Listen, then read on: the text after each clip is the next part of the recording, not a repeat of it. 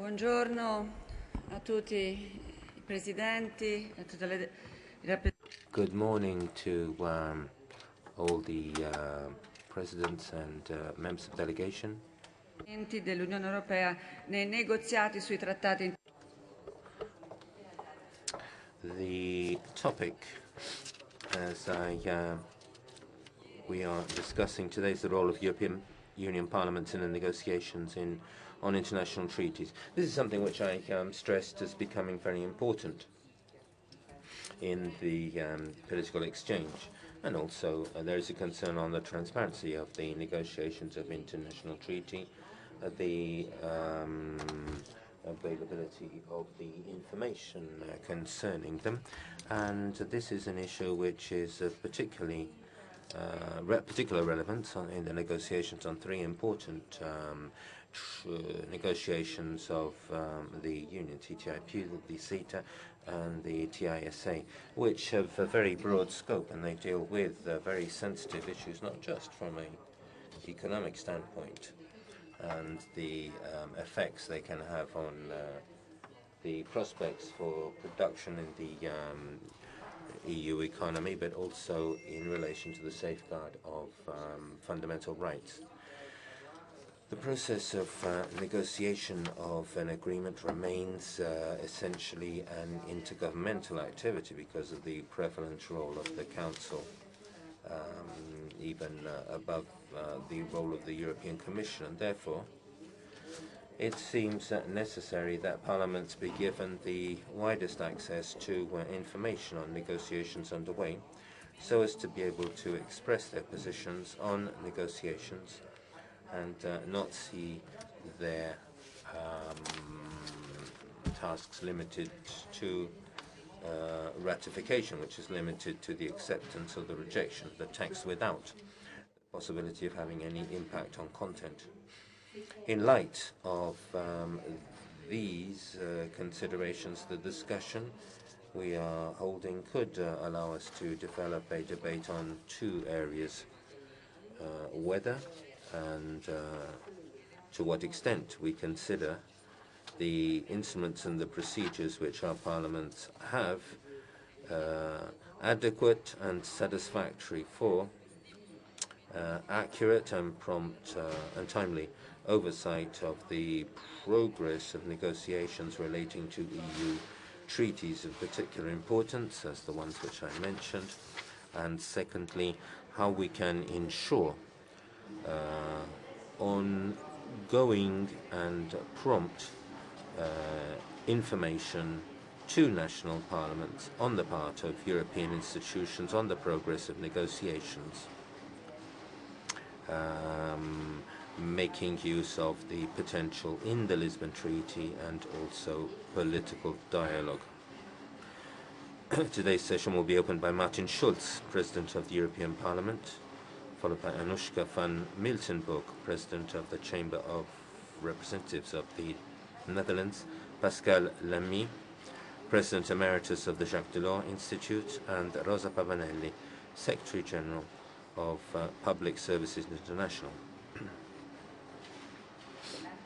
After the speakers' statements, which I would like to ask the speakers to keep to 12 minutes each, the discussion will be open.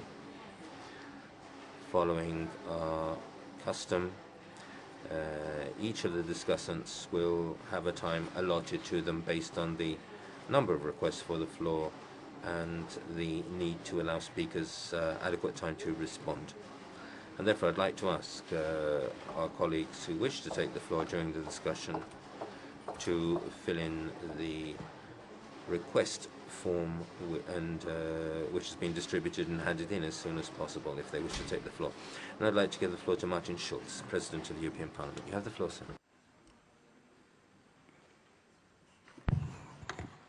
Thank you very much, President. Thank you very much for this unique opportunity to address my dear colleagues, presidents of the national and the European Parliament here in this important and prestigious chamber. I would never could imagine that I had a chance to address audience in the Camera dei Deputati, and especially on the place of Angelino Alfano. I don't know what Silvio Berlusconi would say that Alfano now lets his place to Martin Schulz. Ladies and gentlemen, governments negotiate and conclude international treaties, and when the work is done, parliaments ratify the treaties. That is the classical division of labor. But we all know things have changed, and in today's world, parliaments don't stop their work at the national borders anymore. Parliaments have to think about the consequences of international events. And because the borders between what is decided nationally and internationally are blurring, whether they are about trade, data exchanges, or strategic partnerships, many international treaties have consequences on national policies and practices. They should therefore be a concern for parliaments from the moment negotiations start until their final conclusion and implementation. Therefore, I find it right that the title of this working session is "The Role of Parliaments in Negotiations on International Treaties," and not only on the ratification of those treaties. The European Union can negotiate and conclude international treaties that bind its institutions of the Union, and binds the member states in fields for which the EU is competent. If the competences are shared with the member states, we speak of so-called mixed agreements. I will later speak about a very important mixed agreement.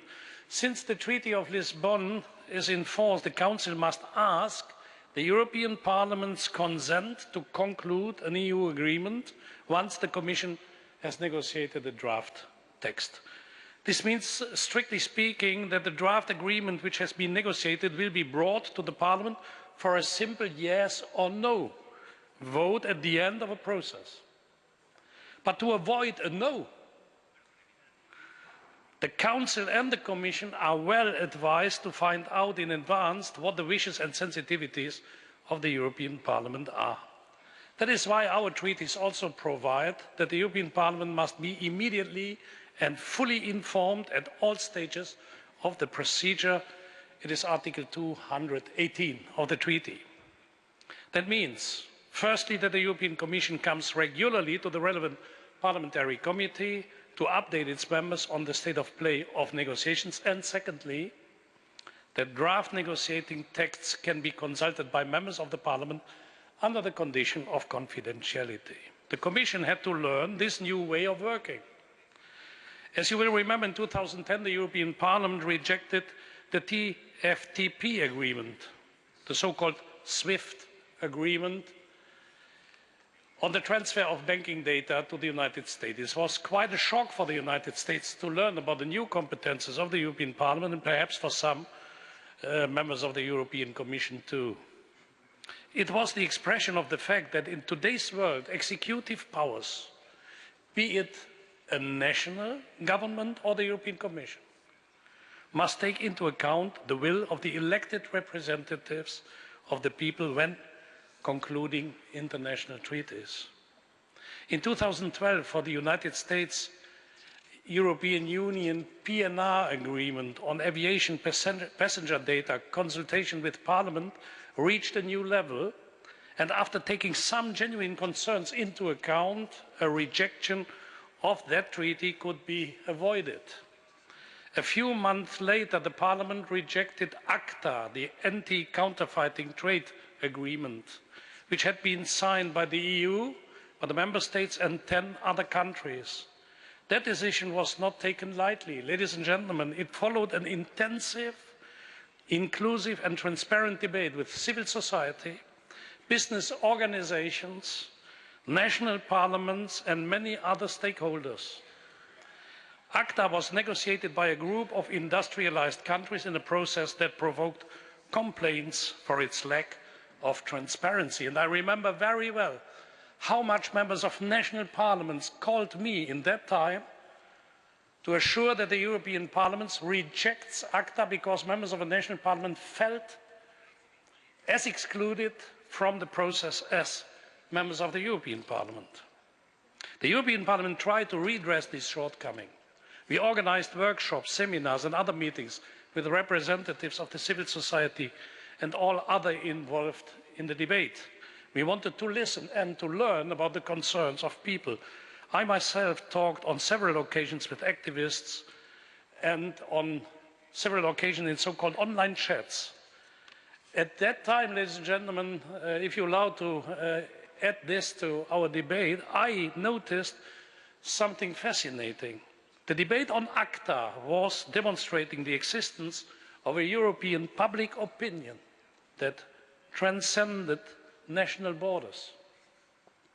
All over Europe, people were engaged in debates and protests.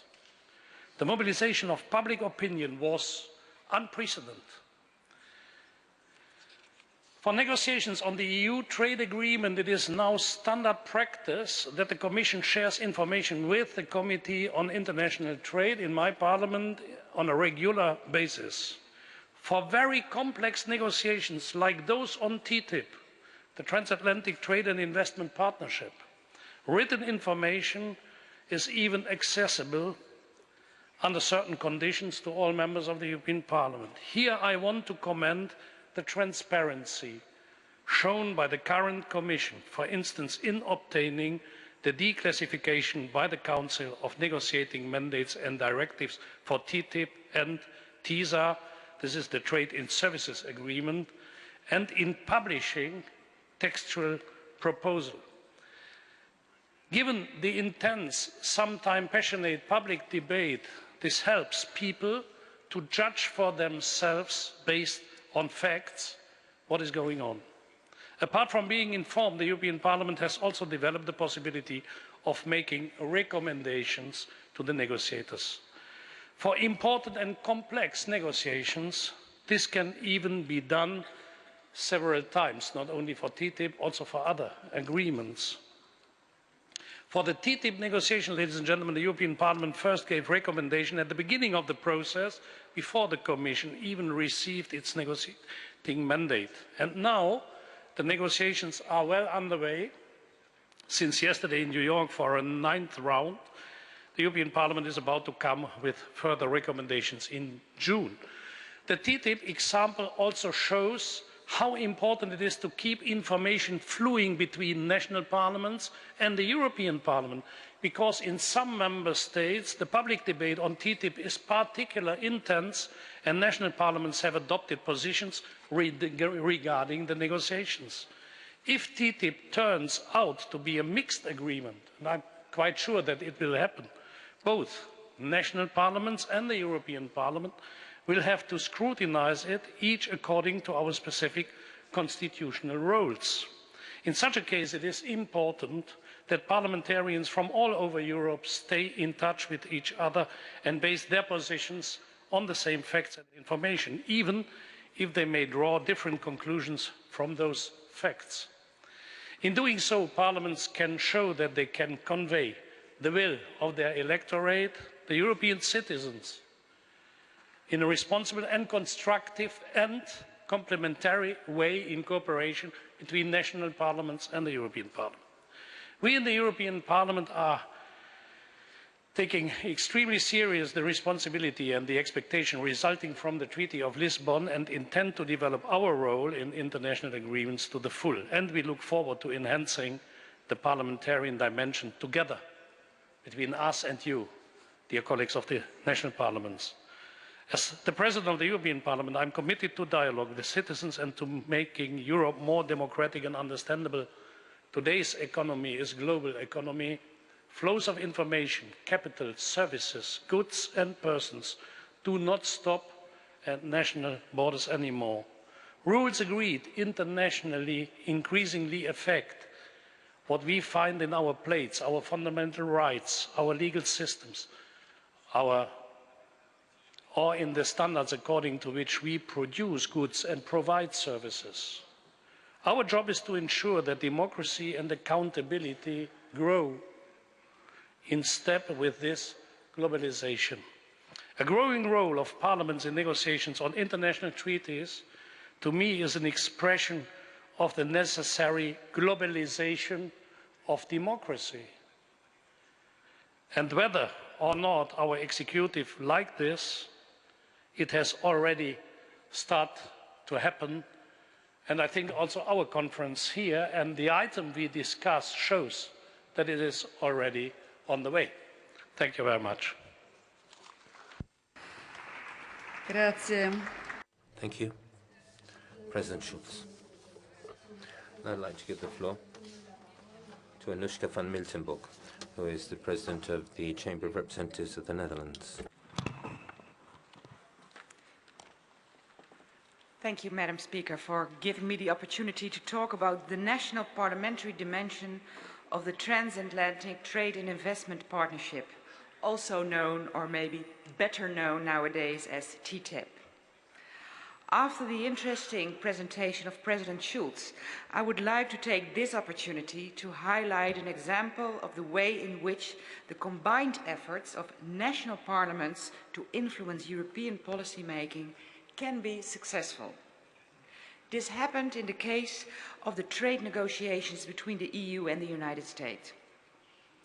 A few weeks ago, a surprising press release circulated on Facebook, according to which Commission President Juncker announced that all TTIP negotiations would be cancelled immediately due to the great public opposition on this subject. Although this turned out to be a well-executed April Fool's hoax, it shows how much the EU-US trade talks are subject to public debate these days in many European countries. In the Netherlands, being a trade nation, TTIP has been under close scrutiny in the Tweede Kamer, the House of Representatives, since the start of the negotiations in July 2013. Particularly, the role of national parliaments in the ratification procedure remains unclear. This does not contribute to the public support of such an important deal that affects so many sectors. It is important to involve national parliaments in this discussion. After all, if national politicians partake in these debates in their own capitals, and with them the national media, it is more clear to the public that these deals are not made in the dark corners of Brussels policy making, but open to everyone who wants to have a say. Therefore, regarding the scope and major importance of TTIP, the Tweede Kamer considers this to be a so-called mixed agreement, which means that all member states, and not just the European Parliament and Council, should ratify the agreement. This secures an explicit role for national parliaments to assess the outcome of the negotiations, and therefore also provides a better information position during these trade talks. In the current framework, however, the question of whether a trade agreement is mixed or not is not just decided until after the deal has been concluded. And that is why the Tweede Kamer decided to draw up a letter to the Trade Commissioner, Karel de Gucht, at the time, asking him to consider comprehensive trade agreements such as TTIP as mixed agreements at the start of the negotiations. And this letter was co-signed by 21 other chambers of national parliaments in a constructive process, for which we made use both of the parliamentary representations in Brussels and the COSAC meeting last June in Athens to gather support. Mr. de Gucht responded in October last year. He stated that while he was confident that TTIP would be a mixed agreement, given its comprehensive nature, this could not be concluded until afterward. 2 weeks after sending this letter in October 2014, the European Commission decided to request an opinion of the EU Court of Justice on this matter. Taking the trade agreement with Singapore as an example, the court is asked to bring clarity which provisions of this free trade agreement will fall within the EU exclusive or shared competence and which remain in the Member States' remit. Although it will take quite a while before the court will present its opinion, I think it's safe to conclude that our letter, all chambers, to Mr. de Gucht has contributed to his request to the Court of Justice to solve this ongoing difference of opinion between the Commission and the Council and national parliaments on the interpretation of the Lisbon Treaty. What can we learn from this example? Firstly, that the political dialogue, as introduced by President Barroso in 2006 to reinforce the European policy-making process, and which we will talk about in the next session, can take on several forms and procedures. It is up to us as national parliaments to help shape this instrument to ensure an efficient and effective way of communication with the European Commission. Secondly, vital to this success story is that national parliaments found each other quickly, both on the level of parliamentary representations in Brussels as informally during COSAC meetings. And thirdly, and finally, I believe that we need this kind of concrete cases to sharpen the debate on the role of national parliaments can play in European decision-making. If we only discuss this theme at an abstract level, we risk writing beautiful reports and statements about the way things should be without actually moving forward. I firmly believe that the ball is in our court.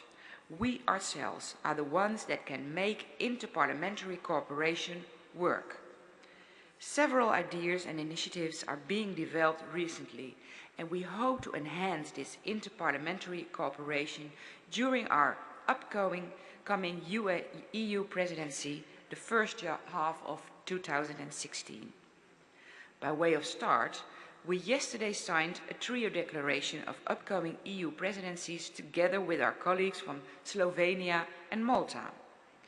In that declaration, we stressed the pivotal role of national parliaments to ensure democratic legitimacy of the functioning of the EU and to bring the gap between EU decision-making and citizens in Europe, to bridge the gap, of course.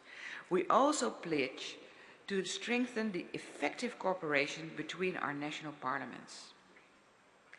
Trade agreements can have a great impact on the everyday life of all European citizens. And I am very pleased that the TTIP negotiations have given rise to much debate in many member states. It shows that people know what is going on and care about the outcome. National parliaments have an important role to play in this debate. We have taken the first steps in this political dialogue with the European Commission, but I am confident that this dialogue will continue, not only regarding TTIP, but on trade agreements in general. Let's work together to ensure that our dialogue with the Commission is both constructive and effective. Thank you very much.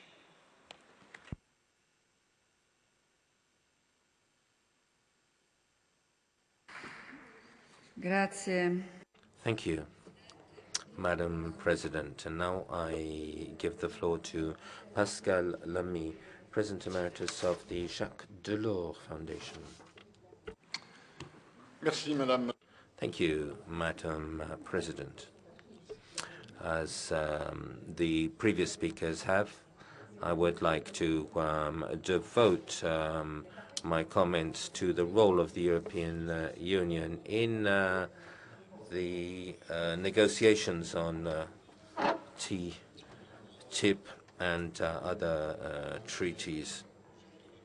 As other international treaties, the trade negotiations where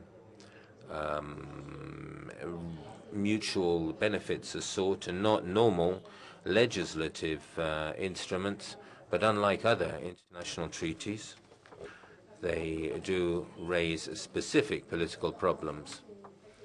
And in the case of the European Union, the interaction of national parliaments and the European Parliament raises some specific and very complex institutional issues.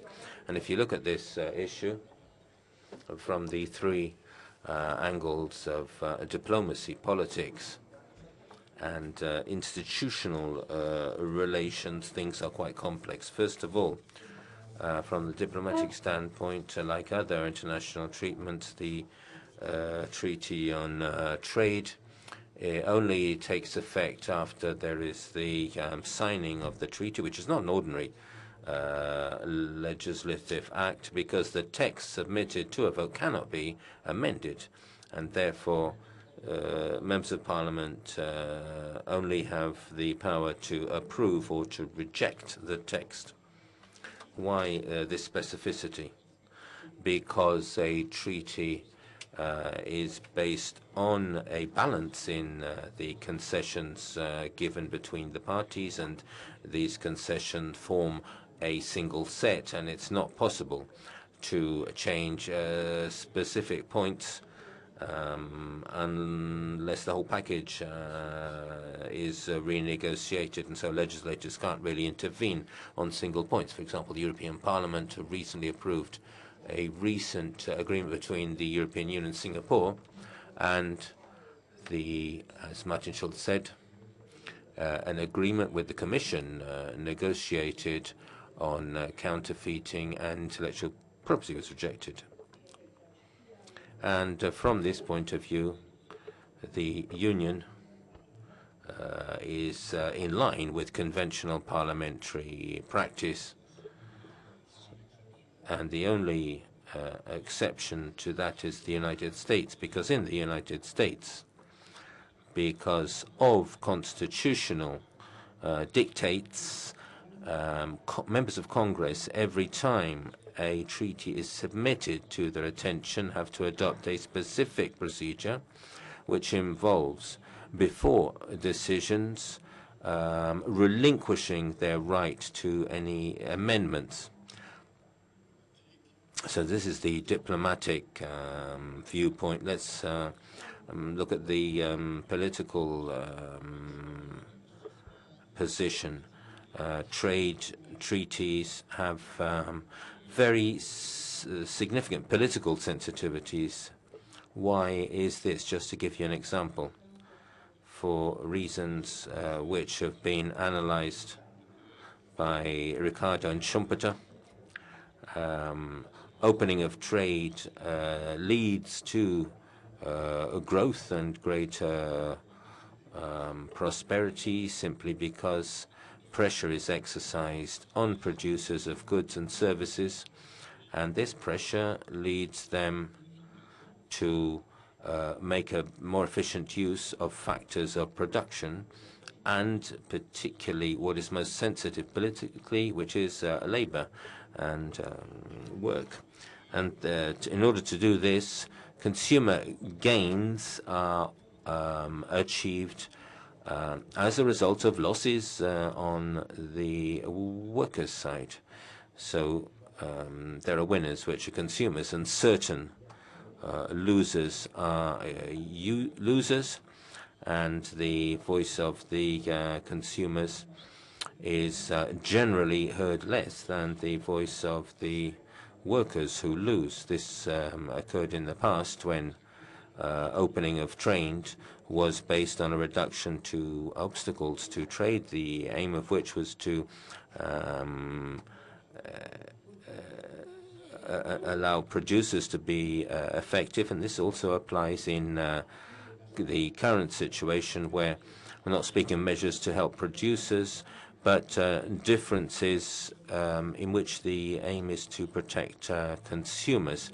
the standards, regulations, and safety procedures, banks, insurance, all these things are involved. And therefore, there is a political sensitivity and a need for a political debate and transparency, which I would emphasize as the two previous speakers have.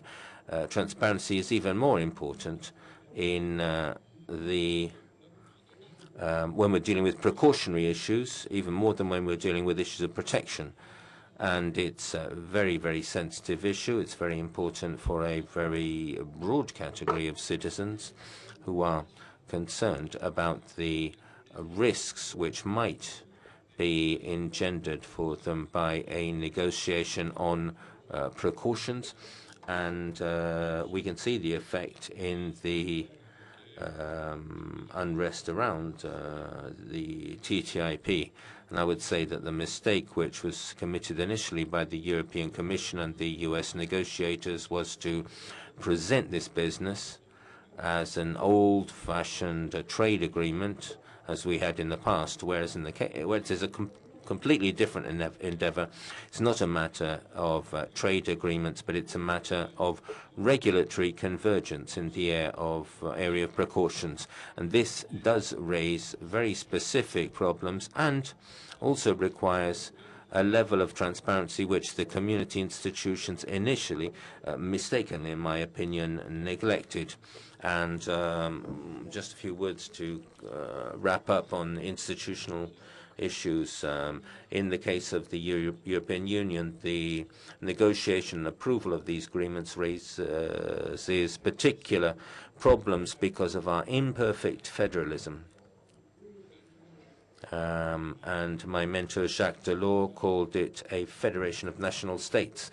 It is a federation from 1957 and the Treaty of Rome, and the common trade policy has been a federal responsibility attributed to the Union, and the perimeter of these powers has been extended gradually over time, starting with the customs union, then the common trade policy, and finally with the Lisbon Treaty, the also investment policy. It's the Commission which negotiates treaties for the Union on the basis of a mandate which has been approved by the two chambers, the Council, the European Parliament, and the result has to be approved both by Parliament, the Chamber of Citizens, and the Chamber of States, the Council.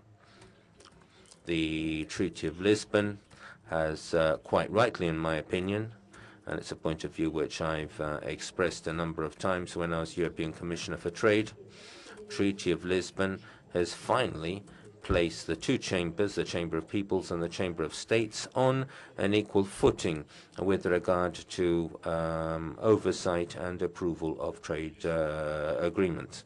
But this federation remains imperfect in that there are certain areas which are of national responsibility, including this famous problem of mixity, which Anushka van Miltenburg raised just now, which is the point I'd like to conclude on.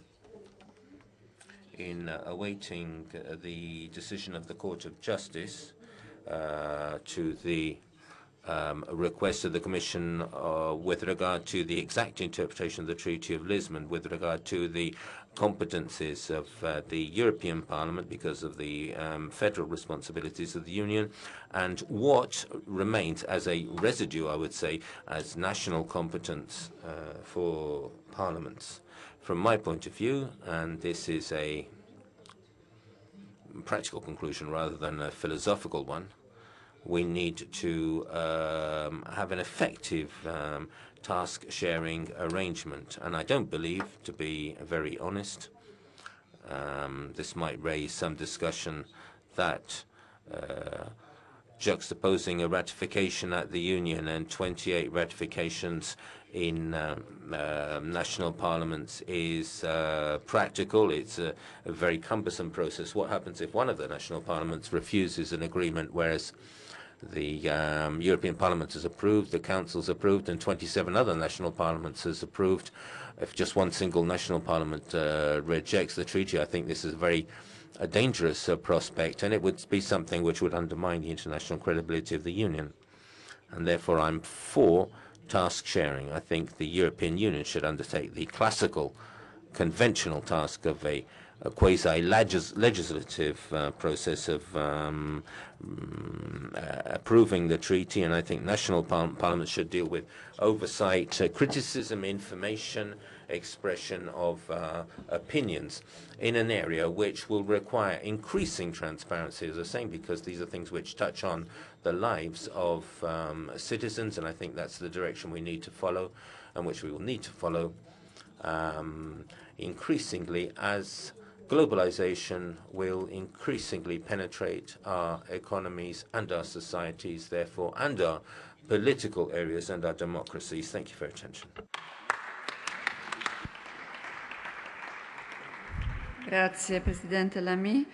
Thank you, President Lamy. And I'll give the floor to Rosa Pavanelli, who is Secretary General of Public Services International. Merci. Ladies and gentlemen, good morning. And first of all, let me thank the Italy's Chamber of Deputies for inviting Public Services International at this session. As General Secretary of PSI, the Global Union Federation representing 20 million public services workers in 160 countries around the world, I'm very honored to be here and address you on this issue of the negotiation of international treaties.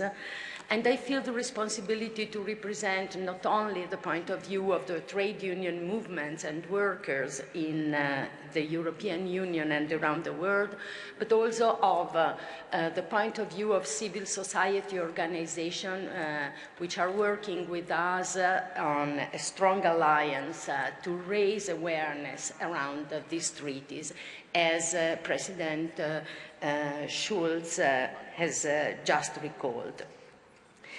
We believe that access to public services like healthcare, education, water, respect of the environment are an indispensable element of any fair and democratic society and a fundamental pillar of social cohesion. They have been, for a long time, a pillar also of the very famous and appreciated European social model. Our organization and our affiliates are very much interested in international trade agreements, in this new generation of trade agreements particularly, namely the TTIP and CETA that has been presented in the previous communication, but we would like also to raise awareness around TISA. It's true, as President Schulz and President Van Miltenburg has just said, that around TTIP in Europe there's a strong mobilization. Public opinion is very much active, as it is around CETA. And I'm proud to say that my organization has been the first to raise awareness around these treaties, these negotiations. But there's an unbelievable silence around TISA, and we need to open, to disclose the discussion around TISA as well. We do believe that these are the pillar of democracy, and you are the custody of democracy, both at national level and at European level. You are those who represent us as European people, European citizens, and you are mandated by us to represent what we need, what your society needs, what the European Union needs. I've been very happy to listen to the press conference of Madame Reding in January, when she made it clear that TISA will be an open process and that the European Union European Parliament will never mandate to negotiate on services like healthcare, like education and water in free trade agreements. I'm sure she was not lying, but then we had whistleblowers giving us leaks on the paper of the negotiation, and then we realized that it's true. There's no negotiation ongoing on healthcare services, but there are negotiations on trade in patients with this idea of bringing patients from one country to another, mainly countries where the working force is less costly, is cheaper, to get the health care they need. Is this the kind of European social model that we want to propose for the future? I don't think so. I don't think this will be the path that we need to pursue. On TTP, there's been just 2 days ago a demonstration around the world, all over Europe and all over the United States, that brought together thousands of people to protest and claiming for transparency. We are not against trade. We are in favor of trades that create good job, decent job with decent wages, in the respect of international labor standards, in the respect of the environment that is our world, our common home. But what is ongoing in TISA negotiation is no longer about trade and customs. As it has already been said, it's about something else. Transparency is a matter that has been raised to us. We had in September a meeting with the Congress representative in the United States. They told us that the members of the Congress have no access to the text of the negotiation on TISA. And this is why we think that we cannot have a blank mandate on TISA. We need to know as citizens, and you as European members of the parliaments, representative of the European citizens, need to open consultation to civil society and to social partners to better understand what we want. I don't want to raise here, because I'm sure you're very much aware about the consequences of the ISDS. What we fear, what we are very much concerned, is that will be a strong loss of nation sovereignty to private cards, as it will be a loss of sovereignty of parliaments in their legitimacy to regulate on public services. I would take the opportunity to ask you to think about the role and the mandate that you have, and open a confrontation, open a discussion, a consultation with civil society, both at the national and at the European level. It will be very dangerous to assign to public, to the parliaments, the role, simply the role to ratify or reject. Be aware of what is ongoing and share with us our aspiration and our expectation. Let me just take 1 minute, given that you gave me the floor, to recall you that it's not only about these new trade agreements, the concern that we want to express. There's many bilateral agreements that Europe is signing with or is negotiating with Mercosur, with CELAC, with in the Europe economic partnership agreements with African countries. Make sure, please, that international labor standards and environmental standards are applied there. And make sure, please, that when the European Union signs a treaty, a bilateral treaty with countries, regulation that aim to contain the flows of migrants as it happened with the Libyan agreement some years ago, and as it can risk to happen with the Eritrea agreement now, will no longer be in the treaty. We need transparency on that, and we owe this to the thousands of people who died in the Mediterranean every day, we must say, unfortunately. Thank you.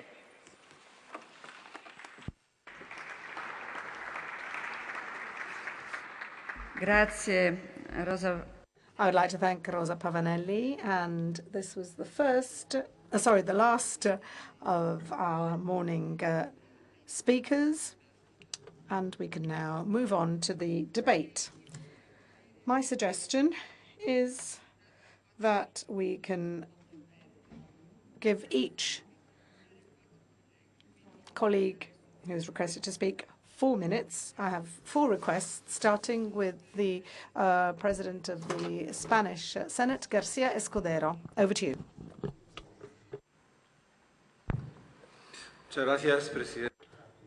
Thank you very much, President. Good morning to everybody. As you know, the Lisbon Treaty required that the European Parliament, European Commission, and national parliaments have the greatest participation in the process of participation process of European integration. However, it's probable to have an exponential influence of national governments in the decision-making process in the Union, fundamentally through the meetings of the European Council, where most of the important decisions on economic policy are taken, and which are marking the roadmap of the European Union. Therefore, we think it's necessary to strengthen the role of oversight of the European Parliament and of national parliaments, especially in order to guarantee transparency and the democratic legitimacy in the area of economic decision-making. This necessity for oversight on the part of parliaments is even more essential in the current moment when international treaties of great significance are being negotiated, like CETA and the TTIP between the European Union and the United States. This economic agreement between the United States and Europe is an opportunity for Europe if it effectively contributes in its final form to driving forward the economy and creating jobs and opportunities for peoples and companies, particularly SMEs. In the final analysis, it's a matter of strengthening transatlantic cooperation so that the United States and the European Union can better face the global challenges of our times and at the same time maintain high levels of protection for consumers with regard to health, safety and the environment, which have characterized the situation. The importance of the agreement is clear. Together, Europe and the US represent 47% of GDP worldwide and about a third of world trade flows. So we're speaking about the backbone of the world economy. And an agreement of this kind can serve to show a shared vision and a joint commitment on the part of Europe and the United States. For Spain, the transatlantic partnership is a priority. Our country is in favor of a broad and ambitious agreement. For this, even though we don't know the final terms of the agreement, we support the negotiating work undertaken by the Commission with the goal of achieving a positive outcome serving Spanish and European interests. The fundamental thing for Spain is that the agreement, apart from being beneficial for both sides, be balanced as a whole. And the 3 pillars of access to the market, regulatory access and global regulation be respected. Only an agreement with these conditions can be approved by the European Parliament, by national parliaments and the US Congress. And therefore, it is fundamental that there be a participation of parliaments in the political debate, promoting transparency of information. And it is important we be able to address questions to our governments on the state of the negotiations. The conclusions of the European Council of the 19th and 20th of March showed that member states and the Commission need to strengthen their efforts in order to communicate the benefits of the agreement and improve dialogue with civil society. We need to emphasize here that the policy of transparency published in the documents on European positions and the need for access to documents of a restricted nature. National parliaments should also assist in this process, maintaining an active and informed position in with regard to negotiations. According to the treaties, even though the European Parliament does not take a direct part in negotiations, it is called upon to give or refuse its final approval, and therefore this it is important to strengthen the position of parliaments for greater public transparency. In the final analysis, as we've said previously, decisions of economic policy which most affect citizens should not be taken without supervision of national parliaments and the European Parliament. Grazie, Presidente Garcia. Thank you, President Garcia Scudero. Now we have the President of the Saima of Latvia, Inara Murnieca. Dear colleagues, I'd like to give Latvia's presidency... Sorry, I think your microphone doesn't work well. Would you mind to move on the seat? Yes. Okay, this one is fine. Sorry hopefully it will go better. Dear colleagues, I'd like to give Latvia's presidency viewpoint. Under the current developments, the negotiations on TTIP have special significance. Latvia sees geopolitical and economic value in TTIP, especially in a current political environment. And in this regard, we welcome Spain's position on TTIP. Speaking about TTIP, Latvian presidency actively supports European Commission, and we are looking forward to achieve substantial progress in talks in 2015. High-quality document should be prepared, and then it may serve as a model for the new generation of free trade agreements. Therefore, we actively engage the general public in the negotiations and promote maximum openness and transparency. We shall maintain high standards in the area of food security and public health, as well as include chapter on energy in the text of the agreement. Well, and for instance, the Latvian Parliament is closely involved in trade issues through its committees, discussing EU-Canada Treaty and TTIP agreements. While the national parliament's role should be increased in negotiating in international treaties, we should not forget about ratification, and it is very important. Here I would like to stress out, as a matter of urgency, ratification of the EU association agreements with Moldova, Ukraine, and Georgia. As we are approaching the Riga Eastern Partnership Summit in May, it will be very soon, we want to send a strong political signal to our partners in Eastern neighborhood that we value our relations. We welcome that the association agreements have been ratified by a majority of member states, and we encourage others to follow. Thank you for your attention. Grazie. Thank you very much. And now we will give the floor to the Deputy Speaker of the Polish Parliament, Greskacz. I hope I've pronounced this name correctly. Szanowna Pani Przewodnicząca, ja w imieniu delegacji polskiej chciałbym... Thank you. I'm speaking on behalf of the Polish delegation, and I would like to express my thanks for the excellent organization of this conference and the quality of the debate yesterday and the evening which you arranged, which was an opportunity to exchange important information. We should remember, ladies and gentlemen, that the European Union is an incomplete project, and the outcome depends not just on decisions in Brussels, but also the activities of partners beyond the boundaries of Europe. And therefore, with regard to international treaties negotiated by the European Union autonomously, it is the European Union which takes the responsibility. We need to stress that all treaties need to take into account common interests.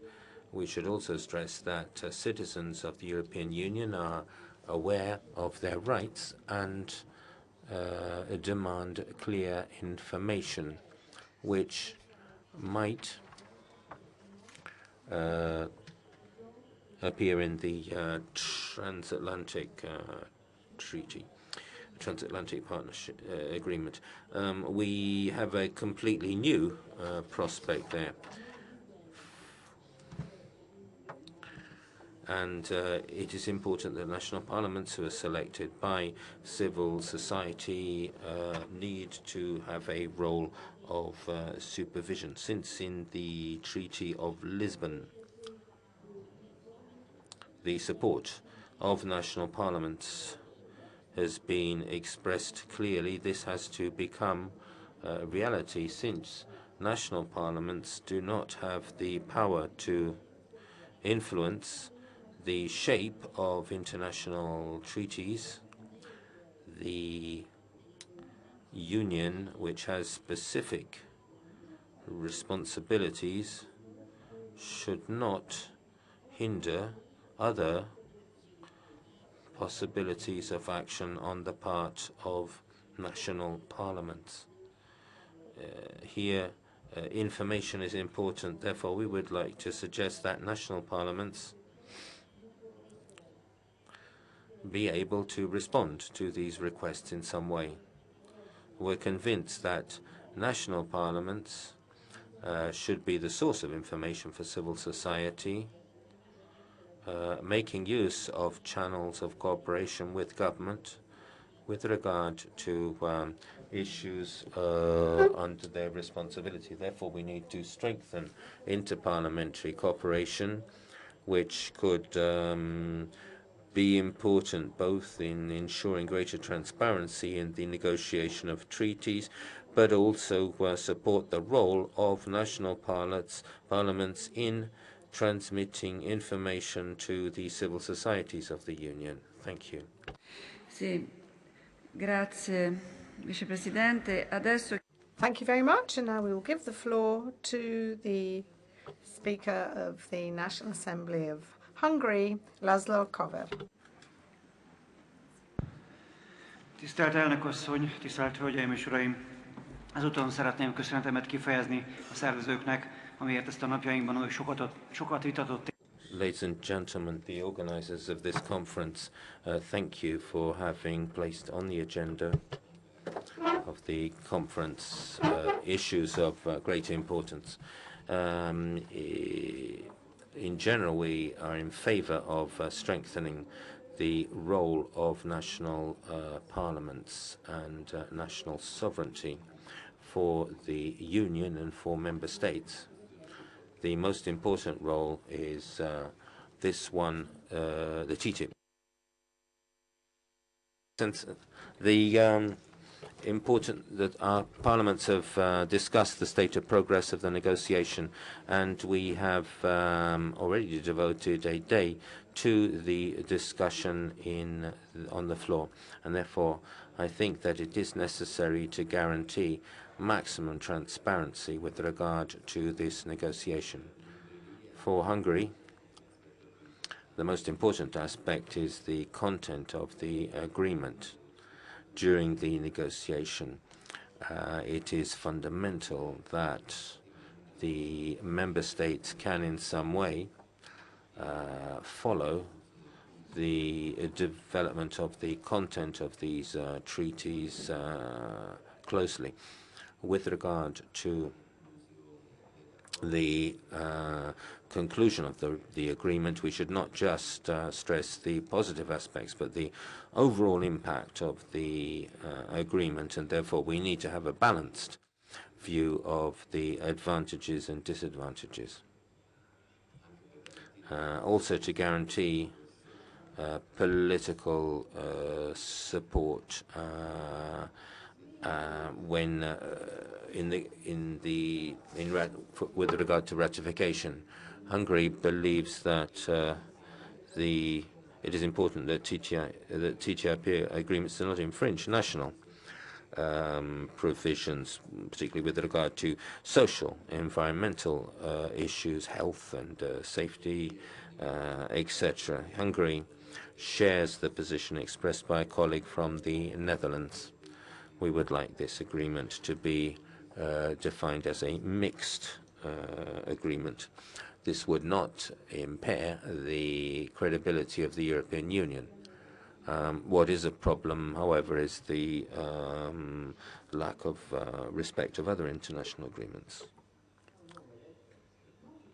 With regard, therefore, to this agreement, Hungary wishes to maintain the exemption on genetically modified of GMOs, and also the exemption on agricultural markers and the protection of geographical indication.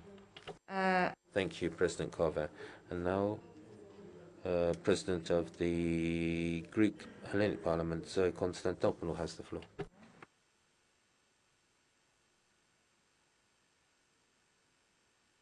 Thank you, Madam President.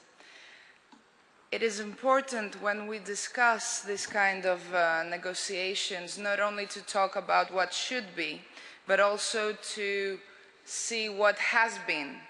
And when it comes, I will talk about TTIP, with which I'm more familiar. When it comes to the negotiations for the TTIP, it has been proven that there was a choice by the European Commission for lack of transparency and for lack of information to the national parliaments and to the national societies and to the European societies. And that's a very, very problematic conclusion, given also the fact that the TTIP is an agreement through which member states and the European community accept civil liability for policies which may affect the profitability of multinationals. It's very important to stress that the choice to keep negotiations secret and the very fact that it was not by choice, it was through social and international pressure that some of the documents were revealed, puts the stress on the need for more democratic legitimacy in such negotiations. I want to share with you a concern about the wording and the way this kind of international agreements are drafted. Sometimes this kind of agreements, in the same way as the memoranda, the infamous MOUs, give the impression that the parties are not countries, are not international organizations, are not supranational organizations, but rather they are companies. And we should remind ourselves, and we should remind those negotiating and those concluding these agreements that it's one thing to do politics and it's another thing to do business.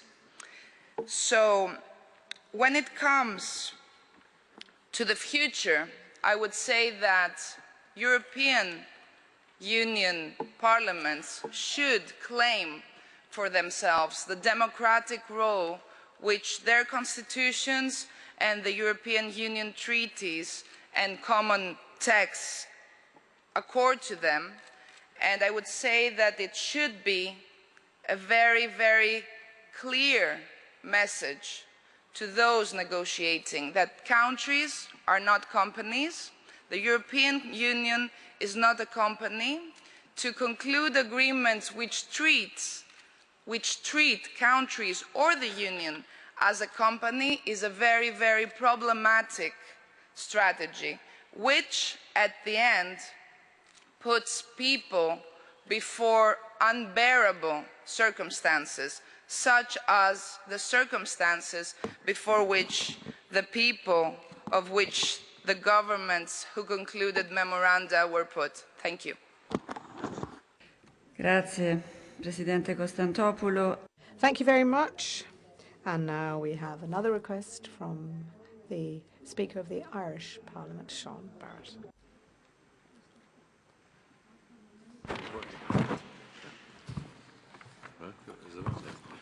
Thank you, Madam President. Could I just say that the role of national parliaments in ratifying international treaties is essentially a legal issue and depends on the type of agreement or treaty which emerges from the negotiating process. However, the role of national parliaments in the negotiation phase is where the challenge lies, in particular in maximising the provisions of the treaty and the protocol on the role of national parliaments in the European Union. Early engagement using the established procedures for political contributions can be used to ensure the views of national parliaments are transmitted in a timely fashion.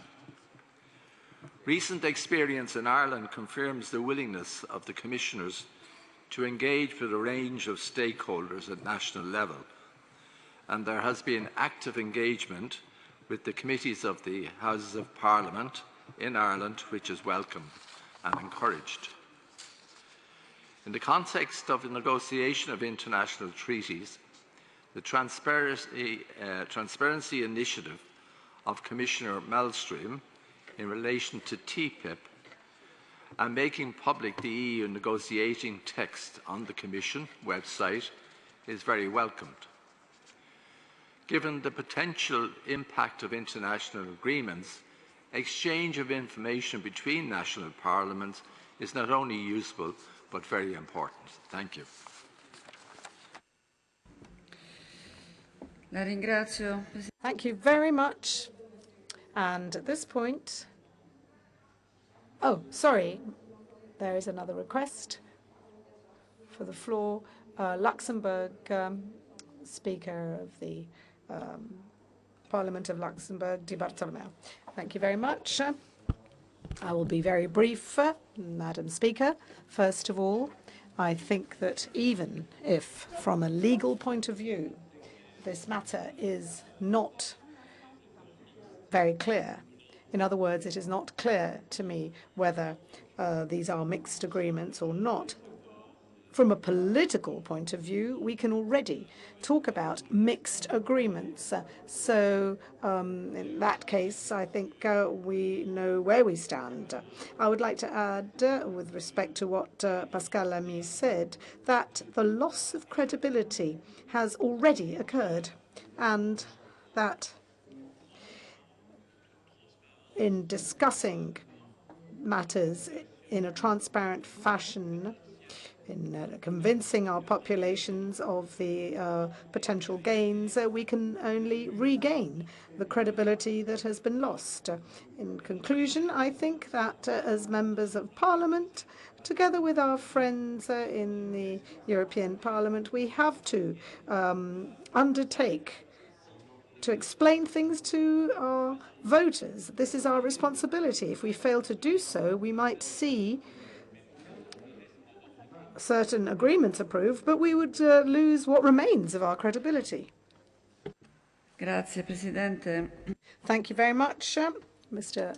Di Bartolomeo. And this brings us to the end of our first session with the final remarks that our speakers might care to make. I will ask Mr. Schulz whether he has anything to say with respect to the debate that we've had.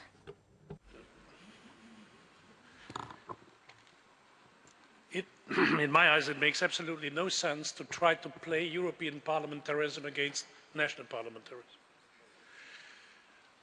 I when I became President of the European Parliament, I tried to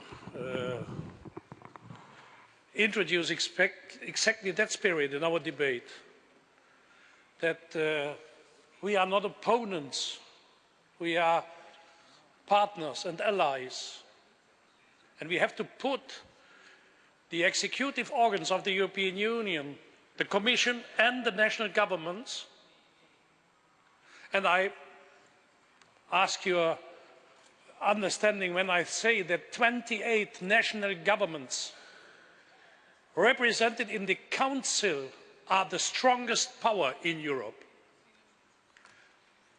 What they decide on Thursday, the heads of state and governments in the European Council, to which neither you nor me have access, this is decided in the European Union. To put them together with the Commission in a frame between national parliaments on one hand and the European Parliament on the other side, this must be our goal. And not to play with very nice words the interest of national parliaments and the European Parliament against each other. And therefore on TTIP, the mandate for TTIP, ladies and gentlemen, of the national parliaments, dear colleagues, the mandate for TTIP negotiations is adopted by the Council. The Council is composed by your national governments. I raise therefore the question, when did you discuss with your national governments the mandate of TTIP? You allowed them to define a mandate which was neither transparent nor effective. Therefore, I share absolutely the view of those who say, for example, for the annual growth survey, to get back to our conference on Article 13, or the country-specific recommendation, the annual growth survey, the guidelines on which civil servants of the Commission evaluate your national budgets before you in the national parliaments discuss the budgets. That annual growth survey is neither discussed in your parliaments nor in the European Parliament. Therefore, I share the view of the German Bundestag, who said, let's discuss in a conference on Article 13 that guidelines before the Commission adopts it. Because these guidelines are taken by the Council afterwards for the country-specific recommendation for every country. That makes transparency also for this country-specific recommendation to put it on the agenda of our conference before the Council decides about this. This is, in cooperation between national parliaments and the European Parliament, the way in which we can open the windows and the doors, and to give parliamentarians first and then citizens access to look into the House in which far-reaching decisions are prepared and taken. Therefore, my appeal to all of us is we act on the basis of the acting treaties. In the treaty, the responsibility for international trade relations was transferred on the European level. I have no doubt, and I conclude, President, I have no doubt that it is a mixed agreement. I think your governments are under the pressure to look for a mixed agreement. I'm a German, and I can tell you the German government on both parties, I belong to one of the parties in the coalition, will insist on that. And I presume it will be a mixed agreement. But if we have to submit the ratification of worldwide treaties, and I share the view of the President of the Spanish Senate, this is a secular event if we agree TTIP between the United States and the European Union. But to submit it under the ratification process of the European Parliament and 42 national chambers, good luck. Grazie. Thank you, Mr. Schulz, for your remarks. And now I would like to give the floor to the following speaker, Van Mildenberg, for the remarks you might care to make on this. Thank you. Well, Mr. Schulz is a very smart politician, and he already gave some remarks on the next agenda item. I would like to keep myself to this specific item on TTIP and how to work together. I think what makes this discussion very clear is that the question whether national parliaments should take part in the discussion on a national trade agreement is not as much a discussion on a legal it's not as much a legal question as it is a political question. And in this, the European Parliament and national parliaments pull at the same end of the rope. We need to be informed, and it's a matter of political sense of the Commission to involve national parliaments, and to be involved, national parliaments need to be informed, and not being informed a little bit, and not only being informed through their ministers that take part in the discussions in the Council, but need to be informed directly. And we as national parliaments need to work together with the European Parliament to make sure that we have the same information, and if we don't have the same information, maybe we can make sure that we share the information that all members of parliaments, whether they are a member of a national parliament or the European Parliament, need to scrutinize the talks and to make sure that the right things are being on the table of these negotiations, and the things that have not a lot of support in either the European Parliament or in national parliament should not be on that table. This is political sense for commissioners to make sure that in the end, if the Commission comes to an agreement with the United States, they want it to being adopted, whether it is in a national parliament or on the European Parliament. That will be decided in the end, but they need to have the support. Thank you very much. Grazie. Adesso... Thank you very much. And now I would like to call on Pascal Lamy. Thank you very much. I have three very brief remarks, and just as Martin Schulz and Anushka van Miltenberg have said, we have to strive to ensure that there is complementarity between the work of the European Parliament and national parliaments, not because of legal reasons, as Anushka pointed out. I tend to agree with Martin Schulz's view on the issue of mixed agreements. We know that this can be dangerous, risky, and could ultimately jeopardize the union in the process. But citizens have to play a role in terms of oversight, scrutiny, and must have access to the information for political and not for legal reasons. And this means that the European Commission must be more open and more transparent, and it must, more so than has been the case, make sure that there is enough information provided and enough data shared for precautionary rather than protection objectives.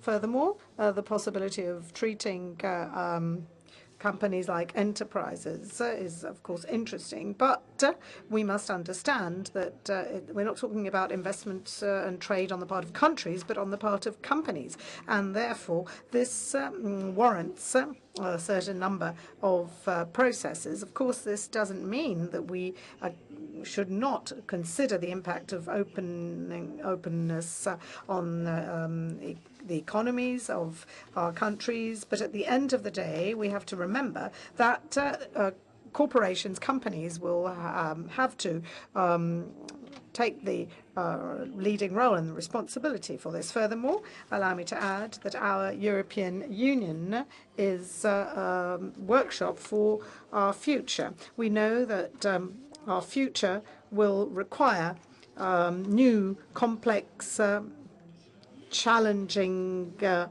approaches to bring together globalization and democracy, economic and political matters, and therefore it is necessary to ensure that there is the possibility of embracing all of these aspects, guaranteeing democracy whilst, of course, reacting to the process of globalization. And as we see in other countries, as we see in other continents, we must remember that this debate we're having in Europe has an impact that goes way beyond European matters stricto sensu. We're actually talking about the future of democracy in the process of economic integration. Over to the Secretary General of PSI, Rosa Pavanelli. Thank you very much. Well, I feel reassured by the fact that several criticism has been raised in this debate. I feel reassured by the words of President Schulz and many of you about the fact that civil society must be involved and the process must be open, as I think that it's time to unveil the true responsibility or the shared responsibility between national parliaments, European Parliament, national government, and European Commission. There's a strong confusion that is often alimented by political parties not to respond to the responsibility that they really have. So with this debate, I feel confident that we can open a new phase that is not only releasing the text of the treaties that are under negotiation, but an open process at national and at the European level where civil society, organization, and trade unions and workers will be heard. I think that, as the President of the Greek Parliament said, that this is no longer a matter of trade and customs. This is a matter of democracy. And shifting power from government and parliaments to companies will not be the solution for building a better world for the European citizens and for the citizens and workers of all the world. Thank you very much. Grazie. Allora. Thank you. Now, I think that we can wrap up this session.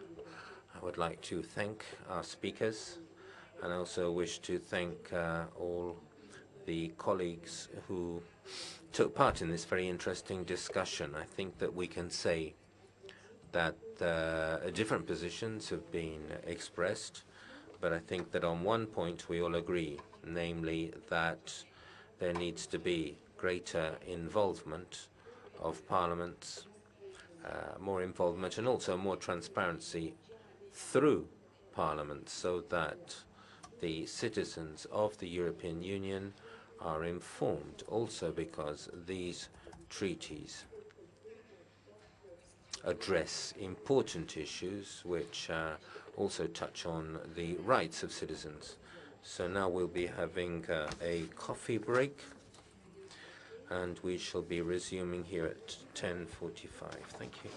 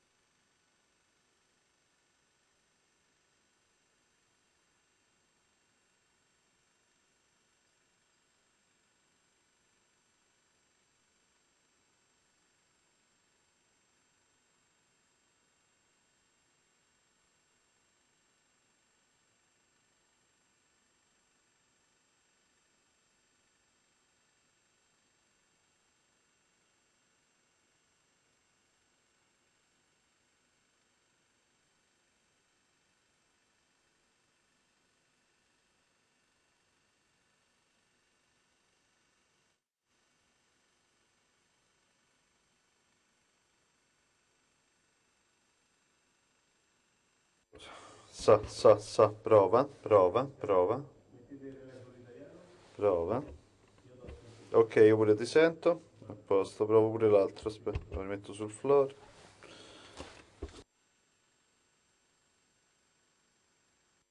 Allora, prova.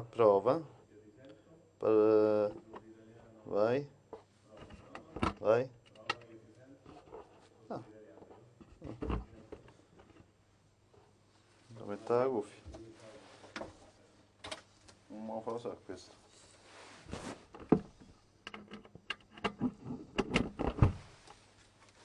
Vai? Ok, perfetto. Ok.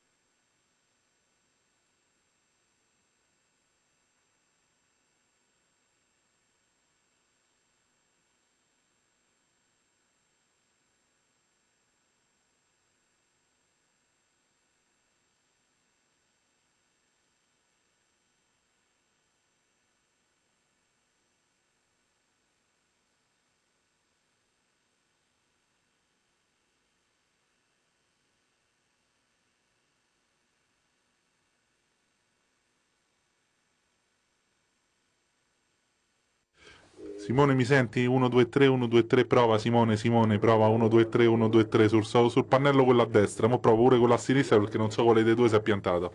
Prova, prova, prova. 1, 2, 3, 1, 2, 3, prova, prova inglese, 1, 2, 3, 1, 2, 3, prova, prova, prova inglese. Prova inglese dal pannello 2, prova 1, 2, 3, 1, 2, 3, 1, 2, 3, prova, prova, prova.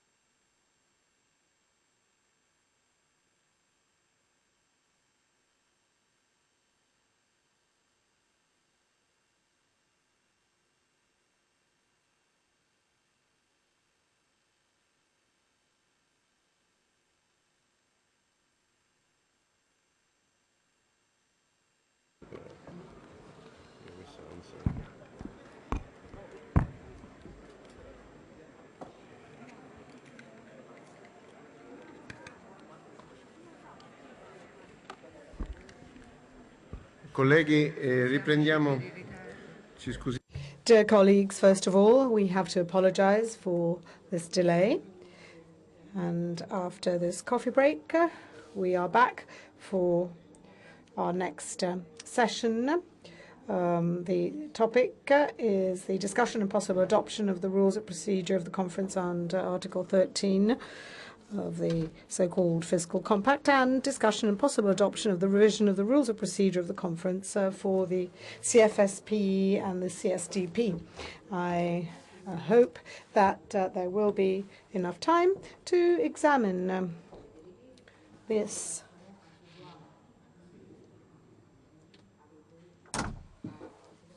documentation in order to complete our work. I would like to remind you that pursuant to Article 13, the Conference of the Speakers held in Nicosia on the 21st and 23rd of April 2013 had already identified the need for a structured conference, establishing in general terms its organizational and procedural profiles. As was pointed out yesterday, and paragraph 11, the conference at Nicosia had indicated the need to submit to the Conference of Presidencies of Speakers the conclusions of the said review of the Conference of Speakers of Union Parliaments in 2015. So the Conference of Speakers in Nicosia recommended conducting a review of these arrangements. Consequently, the practical arrangements of Nicosia were examined and discussed in detail in the course of a process that began with the first meeting of the conference held in Vilnius in October 2013 and which continued at the meeting in Rome. The conclusions have, in the form of a new draft, been submitted to all parties concerned in the month of December. A number of remarks and proposed amendments have been submitted. And before moving on, I would like to briefly dwell on the procedural matters that have been formulated when the conference adopted the agenda. The Italian presidency has listened with great attention the observations made by the Dutch delegations that were also supported by colleagues from the UK, Sweden, Poland and Ireland, and also took note of the position expressed by Vice President Tajani on behalf of the European Parliament and the comments made by our colleagues Lambertin and Bartolone, and the proposal for mediation put forward by the Speaker of the Parliament of Luxembourg, Di Bartolomeo, and we want to obviously fully respect the different positions that have been expressed and understand where these have come from. I would like to nonetheless reassure you that the outcome of our proceedings are the result of a very lively and rich debate which has taken place in the course of the last 18 months. And bearing in mind the consensus that has emerged on a number of important points, we can move on this towards trying to consolidate a consensus. Having obviously taken note of the proposal put forward by Mr. Di Bartolomeo, I would suggest that we take a step-by-step approach to try and identify guidelines and principles that will be the core of the conference, and in so doing, it will be possible for us to consider these as points on which consensus will have been reached. I think that such an approach takes into due account all of the opinions expressed, and I think that it can be a constructive approach. It would also avoid giving the wrong and unflattering image of a lack of unity and productivity and absence of significant progress in this area. So, on the basis of the document that has been circulated, I would like to invite you to examine these various points on which it is possible for us to reach consensus in this meeting.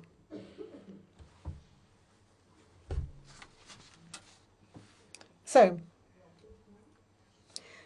summarizing with reference to the various positions that have been expressed, we can list the key issues, i.e. the name and scope of the conference. The Troika meeting reached a substantial consensus position on the presidency's proposal, and the idea is that we make reference to the complete title of the fiscal compact, i.e. Treaty on Stability, Coordination and Governance, Economic Governance.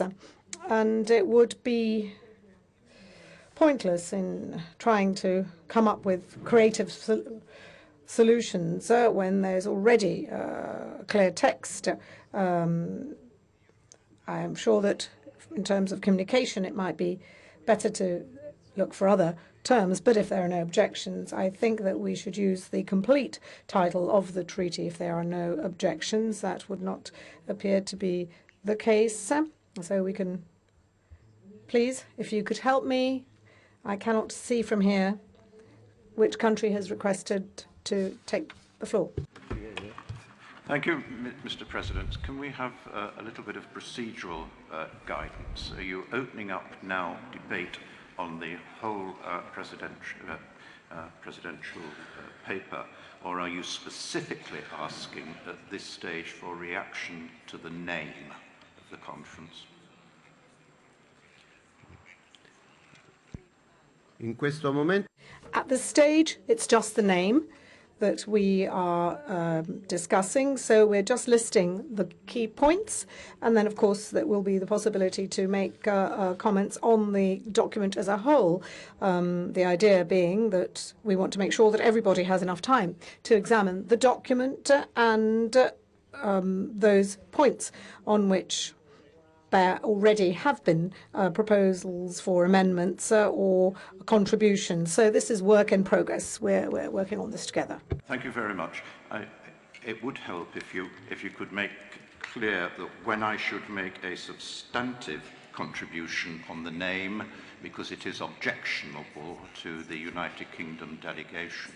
I want to know whether I do it now or whether you want me to do it later. If it is an observation that you have on this point, please go ahead. You have the possibility of doing so now. We read out the full name that I've proposed. It's the conference should be named Interparliamentary Conference on Stability, Coordination and Governance in the Economic and Monetary Union after the treaty establishing it. I mean, the difficulty that we have with that, and it is a major difficulty, is that it becomes an exclusive title. It is not inclusive of all the member states of the EU. It relates specifically to those member states who are members of the Economic and Monetary Union. That would throw in doubt the legitimate locus of those other member states who are not members of the Economic and Monetary Union. I think any confusion and any dubiety can be easily removed by removing the words Economic and Monetary Union and replacing them quite simply with the words European Union.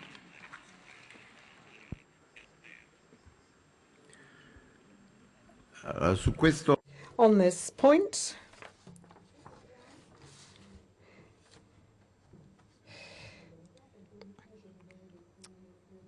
may I say that as far as the Troika is concerned, we reached consensus, but if the conference is unable to reach a consensus on this point, we could certainly go back to this. But we understand that as far as this point is concerned, with the exception of the UK, there would appear to be more or less unanimous consensus on this. Mr. Schulz, would you like to take the floor? Es tut mir leid, dass ich mich dazu noch einmal zu Wort melde. Sorry, I have to speak to this point. I believed that we had reached an agreement here, because several times in several discussions we already debated this point. Nicosia was the last time. The idea is that the conference exists on the basis of Article 13 of the Treaty on Stability, Coordination and Governance. Now, I have to say to my dear colleague that I understand what he's saying, but not all members of the European Union are members of the Fiscal Treaty. I'd love to change that, but it's not for me to change this. My colleague can make a far better contribution towards changing the state of affairs than myself. But as long as not all members of the EU are members of the Fiscal Compact, we have to focus on Article 13 of the Fiscal Compact, and that is what we are doing with this wording. Swedish colleague has requested for the floor. Well, thank you very much, Mr. President. Sweden, not being part of the Eurozone and not being a country with that currency, concurs with the opinion given by the UK delegation. I think it should be amended and be as it was before. Thank you very much.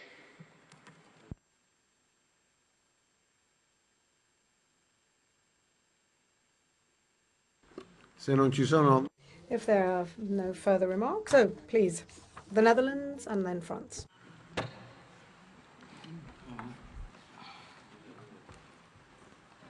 Thank you, Mr. President. I concur with the opinion given by Mr. Schulz, because the Article 13 is, and it's the very objective of the Fiscal Compact Treaty, as its name suggests, is to strengthen economic and monetary union through a framework of rules aimed at improving budgetary discipline, and that's the purpose of the whole article, and that means changing the wording of this treaty. So I think we are in agreement with Mr. Schulz. So we can't change it, the name of it, right now. Presidente Bartolone. Mr. Bartolone. Thank you very much. I would like to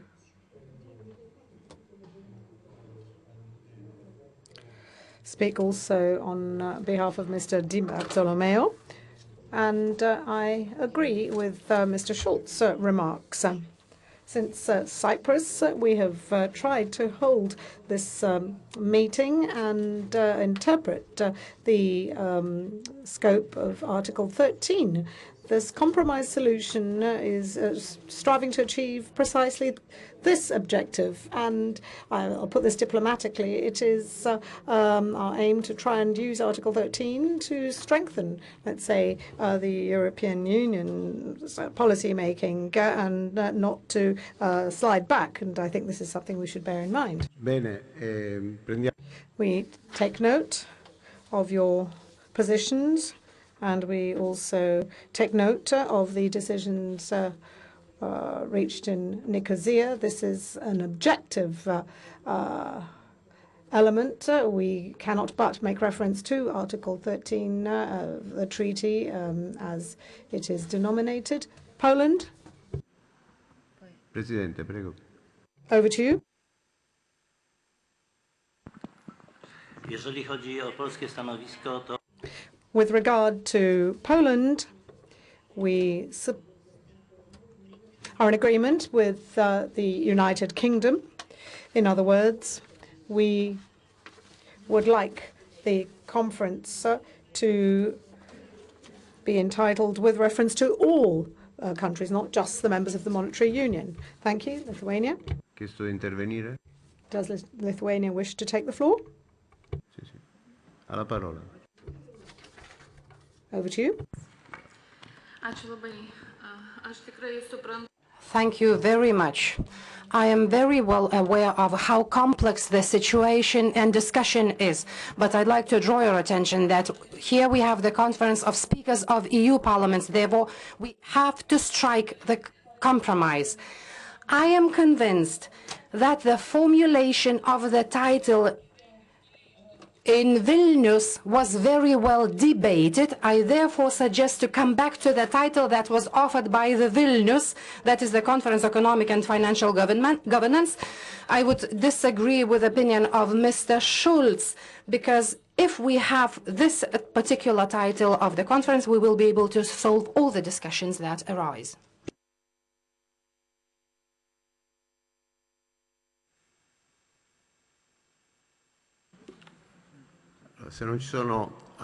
If there are no further requests for the floor, I will simply take note of the various positions expressed. We are aware of the different opinions that have been voiced, but we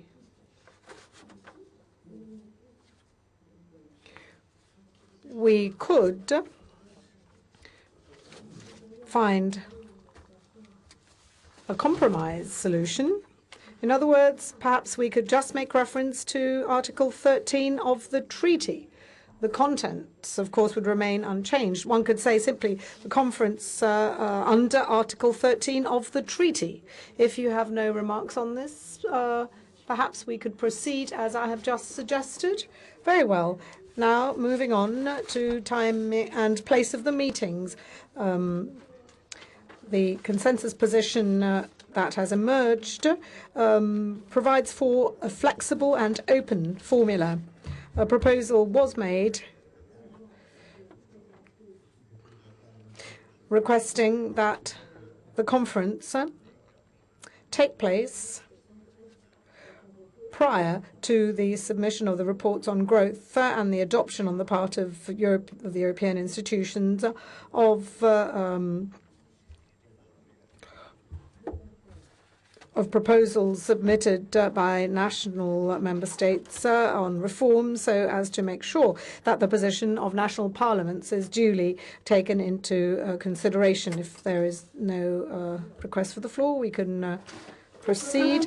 Let's move on to the composition of the delegations. We agree that we have to respect the mandate Nicosia, which means that each national parliament is free to establish the composition, the number of its delegation, number of members of its delegation, and I think that there is no objection on this. Let us move on.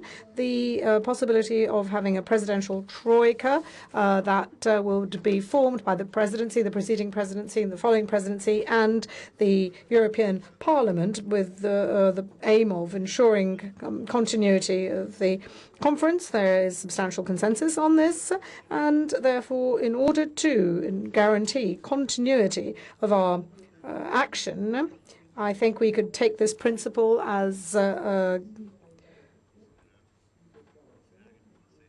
acquired. So I think we could say that there is consensus on this point. Very well. Let us now move on.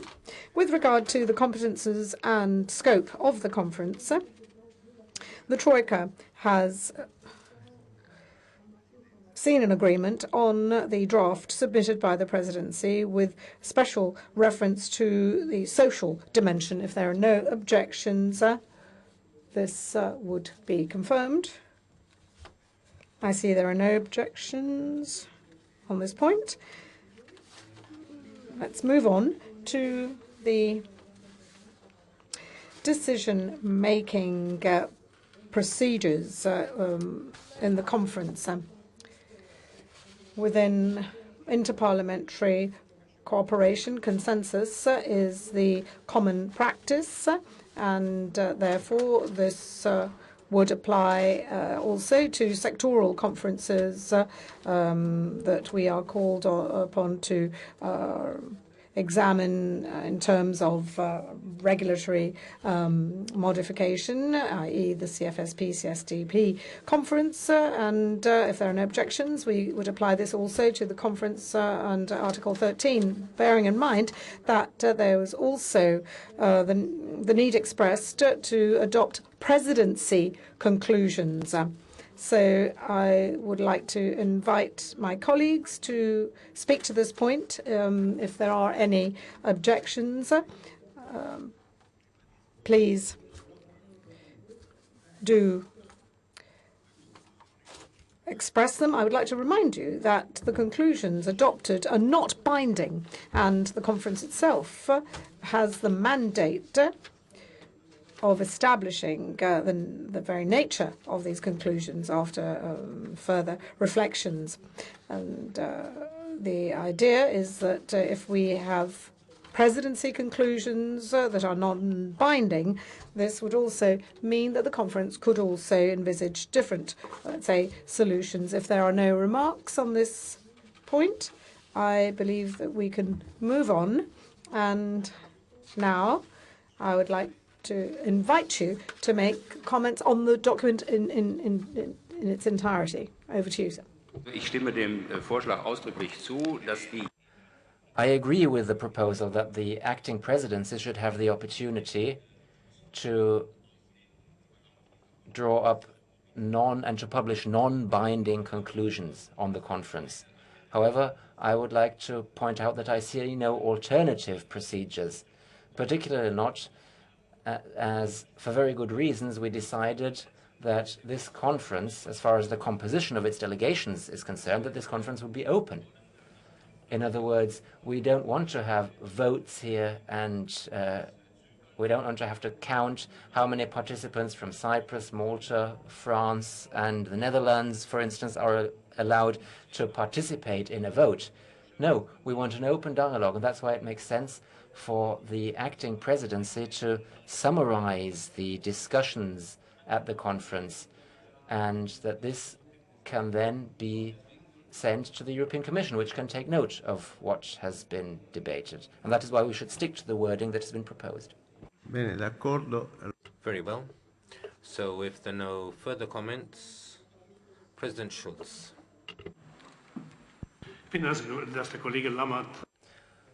I think Mr. Lammert is absolutely right. I would like to recall what we have just seen. What we just saw was that various speakers interpreted certain facts in different ways. And this is something that cannot be put to a vote. It is not possible for us as parliaments at an international level to have votes and to compete basically in votes. And that is why a consensus is the basic condition here. And I believe this should also be the case for committees, for sectoral committees. Just imagine the colleagues of the Polish Parliament, for instance, just to take you as an example. You had a position here, which is a good and honorable position, and then we have a vote, and you lose. And then you go back to Warsaw, and you have to explain to your colleagues why you lost the vote. No, that's just not possible. And that is why a consensus is the basic condition for a constructive cooperation here amongst ourselves. And I think it is very important for the presidency, and in your case that's two people, the President of the Senate and the President of the Chamber of Deputies. The presidency can publish non-binding conclusions. Non-binding, by the way, means that one of us can say, yes, those are the presidency conclusions, but I differ. And I think that's the best thing to do. That's the best way of proceeding. And I can say on behalf of the European Parliament that we agree with this wording. Very well. Are there further requests for the floor? Yes?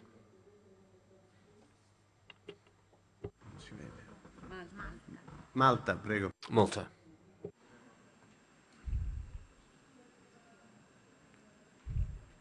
Thank you.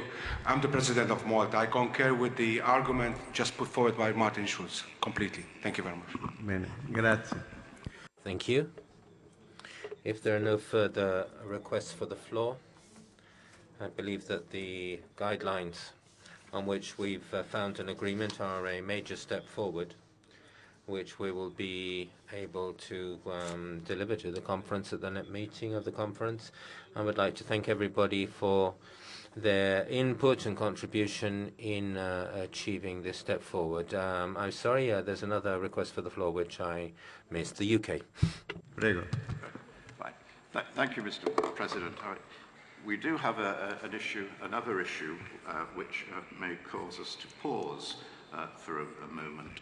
We notice that there is the phrase, the speakers discussed the review conducted by the conference for the CSDP regarding its functioning and ratified of the revised rules of procedure and best practice document.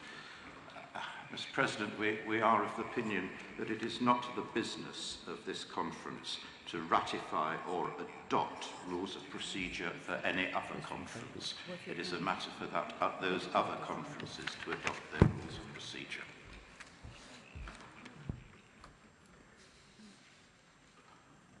Comunque, su questo punto... On this point, a consensus had been established on the ratification, and there was a consensus on the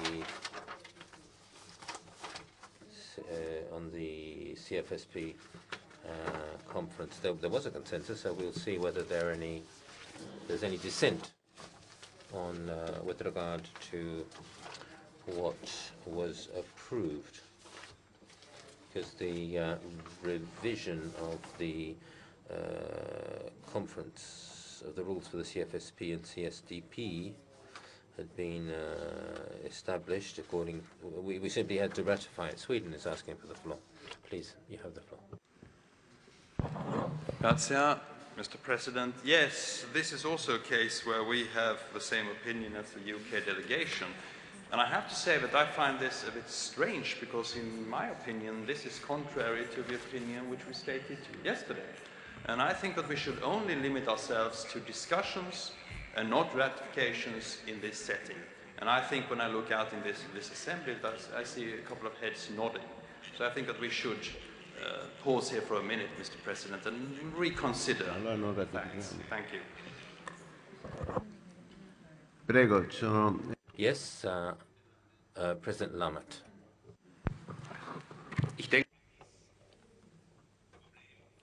I believe that there is a solution to this problem if we show the necessary goodwill. The wording that has been mentioned here is meant to make clear that we, as the Speakers' Conference, deal with the issue, with the question whether parliamentary conferences that we have set up perform the responsibilities for which we created them.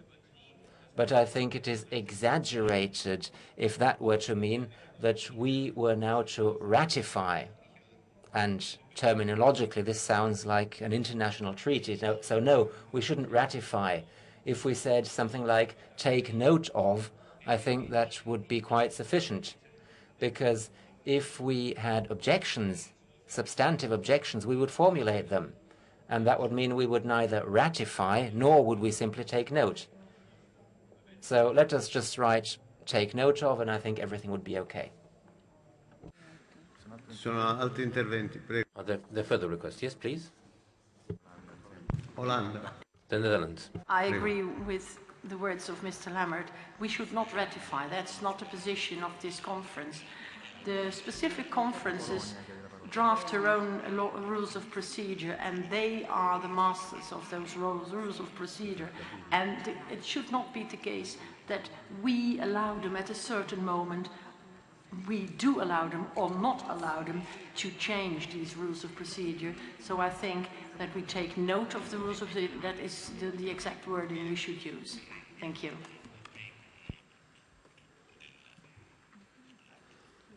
Poland, prego. Poland.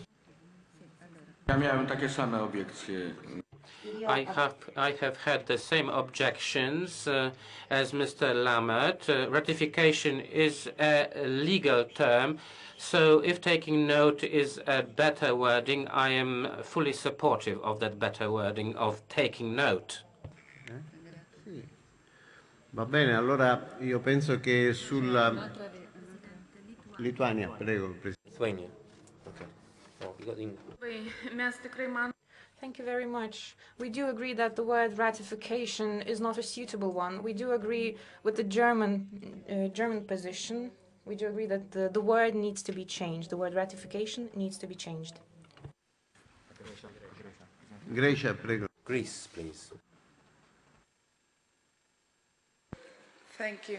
I think we could very easily adopt, because taking notes is very, very supple, and ratification may also have another dimension, but adoption, I think, is a word we could use and which is already used in our text.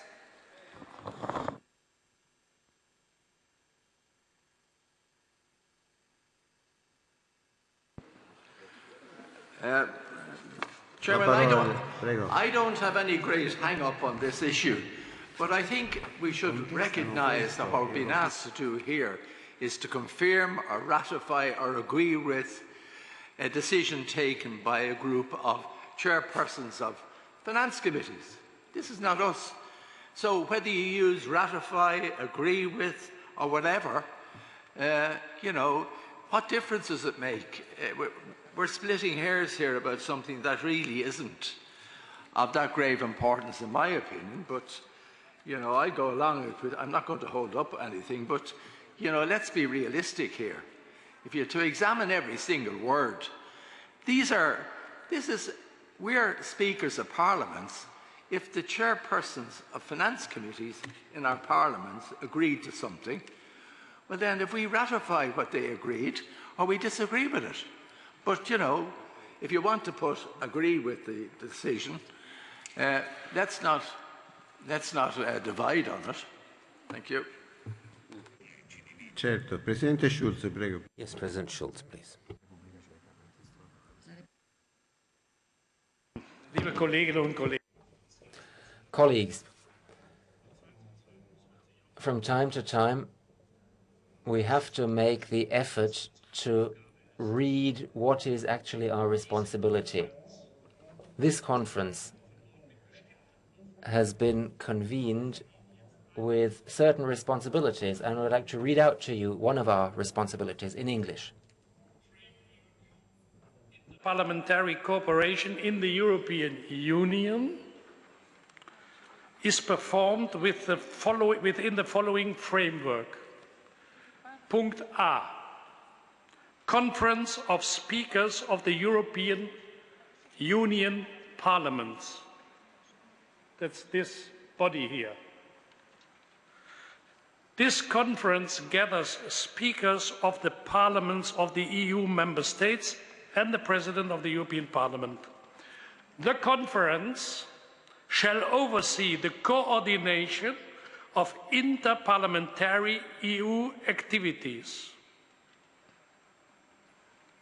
Our role is to coordinate what all the sectorial assemblies do, like CFSP, CFSD. What they have decided has to coordinate it here. So you can say we take note. But they adopt rules of procedures for their sectorial body, but the frame in which they act is our conference. So I will not fight for it. We can say takes note. But then, Norbert, we reduce our own importance, our own role. Therefore, I agree with our Greek colleague. We adopt it. The other way around, if we would not adopt it, it is not adopted, because they have no right to provide themselves with own rules. So therefore, you should at the end read the text on which we are acting here. Thank you very much.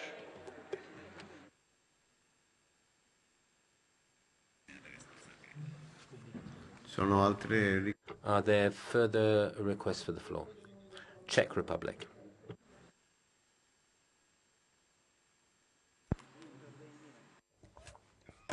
Well, I have to join those who do not agree with the word ratification, and according to my opinion, the opinion of the Czech Parliament, to take note is the acceptable wording that we could accept. Sono altre richieste? Are there further requests for the floor? Denmark. I totally support the German position.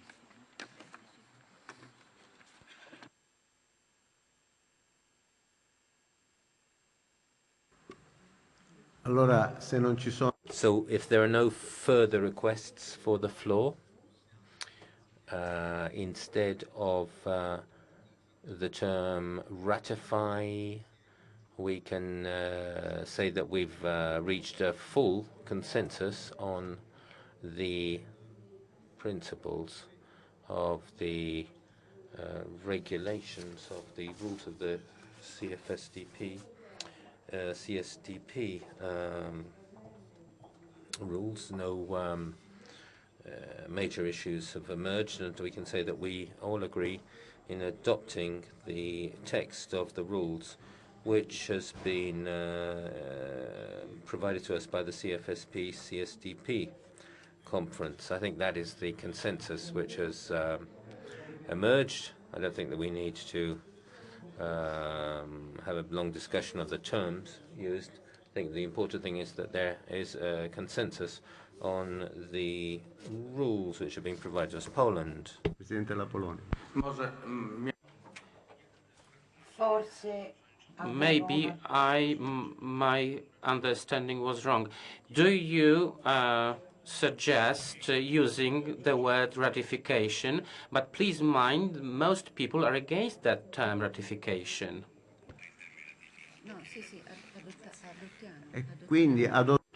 So we will adopt, not ratify.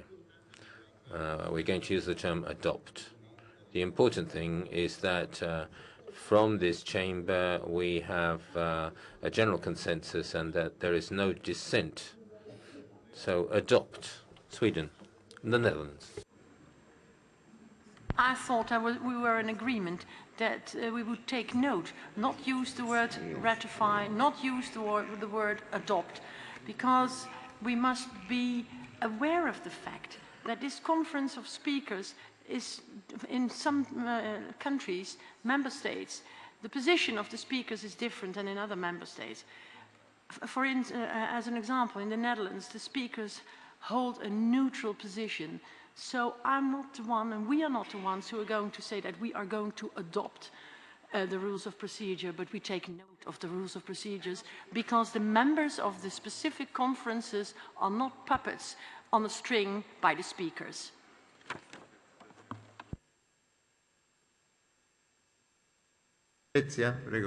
Sweden. Thank you, Mr. President. I will be very brief. I think that my colleagues from the Netherlands summed it up very eloquently, and I agree fully with what she said. Thank you.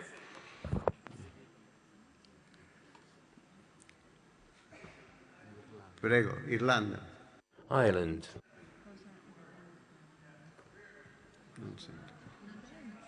Microfono, prego. The microphone, please. Could I suggest that we consider using the word confirm the position?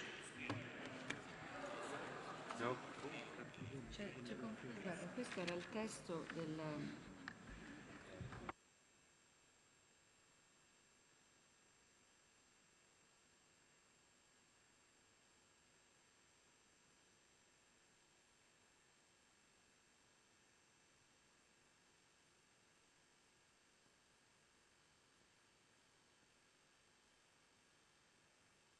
Repubblica Ceca, prego. Czech Republic. Well, at this moment in time, we're starting to circle around, but if I have noted correctly, the majority of the speakers has expressed their intention to have the word to acknowledge, to take note. Sorry, to take note. So I would actually support that, to take note. And if you would have the indicative vote, you would actually see the number of name tags that would be up for in favor of the expression to take note. Could we say confirm the text of the rules in the sense that there's no dissent, there's no disagreement? There is an agreement. Now, I think differences between taking note and adopting is not too important. The fact is that we need a verb which in all our languages shows that there's no dissent, there's no disagreement with this text. And perhaps we could say confirmed by this conference. I think that confirmed would express the lack of dissent. It is a formal issue, but I think that it should be clear that there's no disagreement. Va bene nemmeno So confirm, you don't accept confirm. Parola ai Paesi Bassi, Presidente. I'm sorry to say, but the word confirm is not acceptable to us. To take note is a very neutral wording for this, what we want to achieve. And I've got a legal background. And as a lawyer, you know that the wording is important. And I think to take note sums it up perfectly. And all the other wording is, in our opinion of the Dutch delegation, not acceptable. Polonia, prego. Poland. Popieramy jednoznacznie stanowisko wyrażone. We agree to the position, to the Dutch position, without ambiguity. Allora, So would we all agree with take note then? Take note of? We have a general agreement on that? Greece? I'm sorry, but I think these are two very, very different approaches, and we should, I would really need more information on the part of those who suggest that we say take note on what this taking note would mean. Because if I correctly follow the argumentation, then taking note would mean nothing. And I would say that, at least for Greece, the approach is that there should be a say of the conference on the rules. Not just a decorative role for us.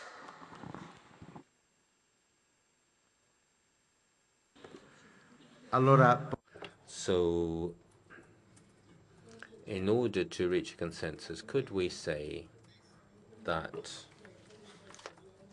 with regard to the text of the rules of procedure given to us by CFSP and CSDP conference, no disagreement, no objections were raised? Can we say something which just shows that there's agreement? The wording is something formal, but if we can find something which just says that we agree. Romania.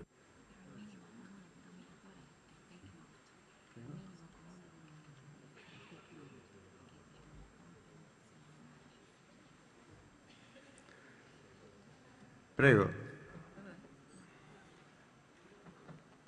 Poi Portogallo. Portogallo, prego, chiesto di intervenire. We propose maybe in the line of possible consensus to take the word that is in the Stockholm guidelines. We do not have any danger to take the same words, taking the word oversee or oversaw in this case. Because we have a problem here of the nature of our function as speakers, comparing them with the relation of forces within our parliaments, which are represented in this conference we are dealing with. So, as many other speakers told before me, we have three problems here. The first, we deal with a politics that is not precisely a union politics. It is a politics that is fragmented in the states. So the conference needs the relation of forces of the plurality of the governments which are there represented. We as speakers we have, I should say, symbolic presence with a performative effect. Nevertheless, we cannot overpass the relation of forces which is represented in the conference. So what I think is that in the sense of legitimacy of the background of things, we should take this neutral perspective that I think was quite cared in the Stockholm guidelines. Oversee. It is not to control, it is not to confirm, it is not the bureaucratic semantic of taking note. That is our proposal. Thank you.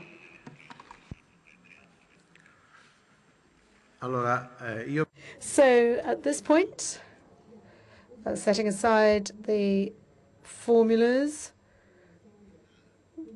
for a minute, we do agree on the fact that the procedure for the review of the rules is over, and we cannot reopen a discussion. So in other words, the revision has been completed. Is there consensus on this? So if we agree that the process of revision of the rules of procedure of the conference for the CFSP and the CSDP has been completed, we can conclude, because that is the whole purpose of our conference. So I am confident that we could end this part of our discussion on this point, and we have to now move on to the next item. I would like to inform all of my colleagues that we are circulating a statement on rescue at sea.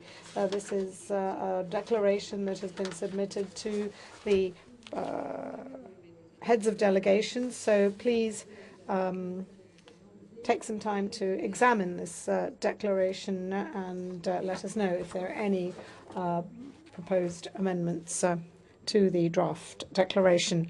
The Czech Republic has the floor. Well, just one remark. You said we have reached a consensus, but if the word ratify or confirms or agrees, the Czech party will not sign this, because our opinion is the majority opinion. So to take note, I'm actually returning to the previous point, but I think we agreed on take note. Thank you. Perhaps I wasn't clear. We are not going to use the term to ratify. We have suggested that we simply say that the procedure has been completed and that there will be no further discussions on the text of the rules of procedure that we have received. As to the declaration, perhaps we need to beg your pardon.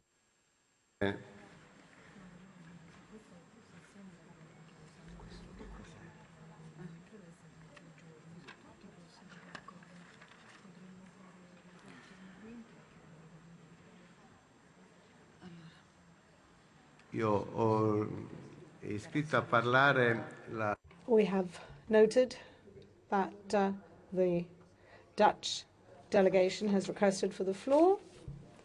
Is that the case? Or am I mistaken?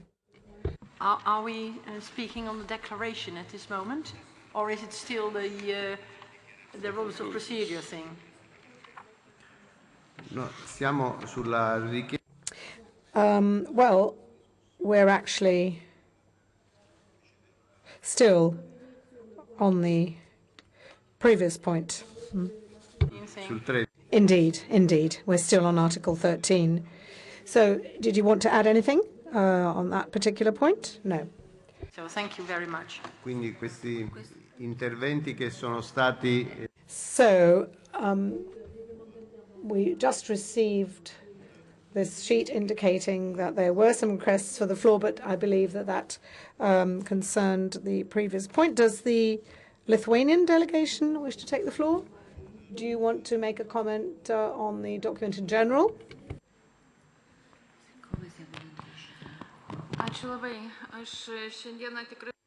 Thank you very much. I would be very grateful if we come to a consensus regarding the Article 13 Conference Rules of Procedures.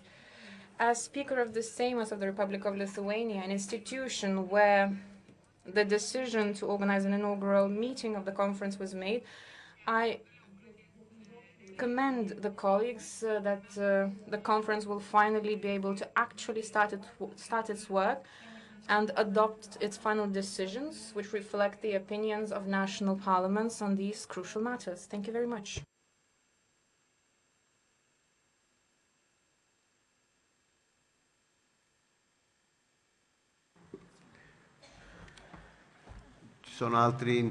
Are there any other requests for the floor? Are there any other remarks on Article 13? I have been handed a sheet, but I believe that all the names on the sheet actually have already taken the floor. So if I'm not mistaken, we can end our debate on this item here. Since there is some time, we can now move on to the following session, if you will, i.e. strengthening political dialogue.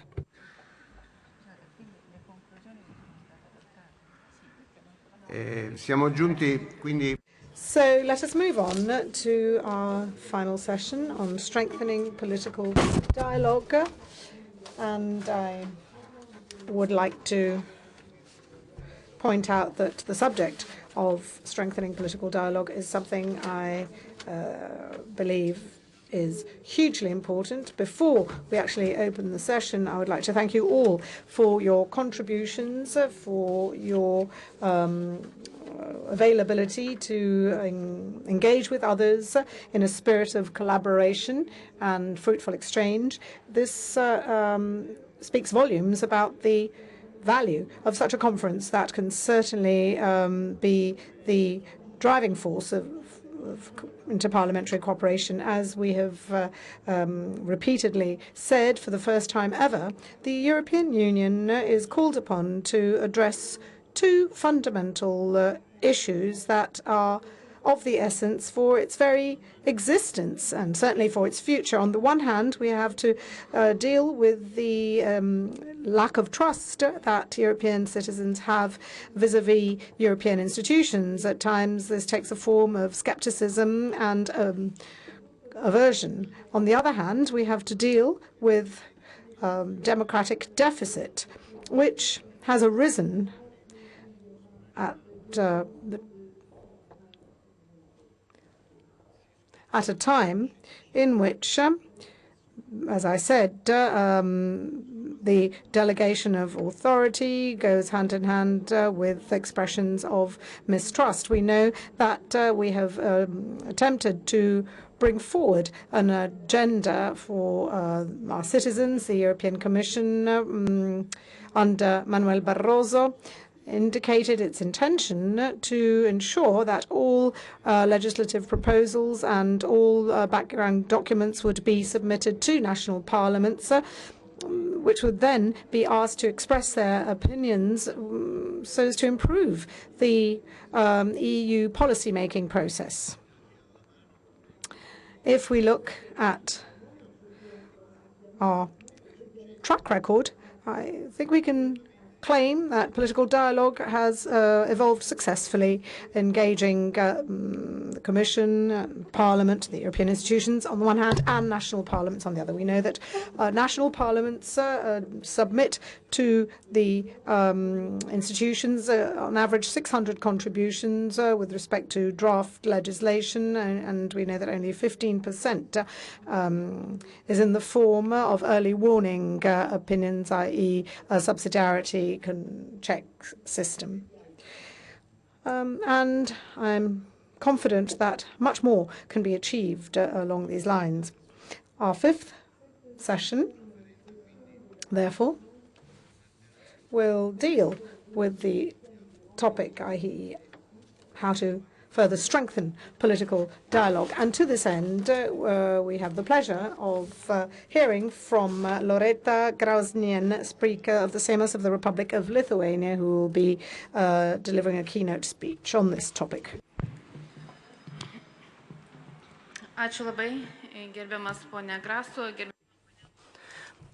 Thank you, President Boldrini, President Grasso, esteemed colleagues, ladies and gentlemen.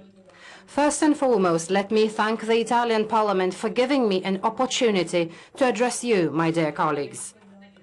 Let me share my thoughts on political dialogue with you, the initiative that was launched by the then President of the European Commission, José Manuel Barroso, almost a decade ago, and to elaborate on its future. We all know that the Barroso initiative was introduced in September 2006. This was a time when the period of reflection was launched in the aftermath of the failure to conclude the ratification process of the Constitutional Treaty. Efforts were made to look for informal alternative ways of engaging EU national parliaments in the process of shaping EU policy. The prime motive behind the Commission's initiative was to enhance the parliamentary and democratic dimension of the Union. That was the plan. There is no doubt that much progress has been made in the framework of political dialogue. National parliaments have increasingly been making use of the possibilities it offers. But the question is whether the political dialogue is on the right track. When assessing the political dialogue, one can sometimes see differences in how the process is understood by the European Commission and national parliaments. Sometimes one gets an impression that the Commission regards the political dialogue as an instrument for clarifying its proposals to national parliaments, for corresponding to questions raised or concerns expressed by them on any aspects of the Commission's proposal. On their part, national parliaments often expect their views to be taken into account when the substance of a legislative proposal is amended.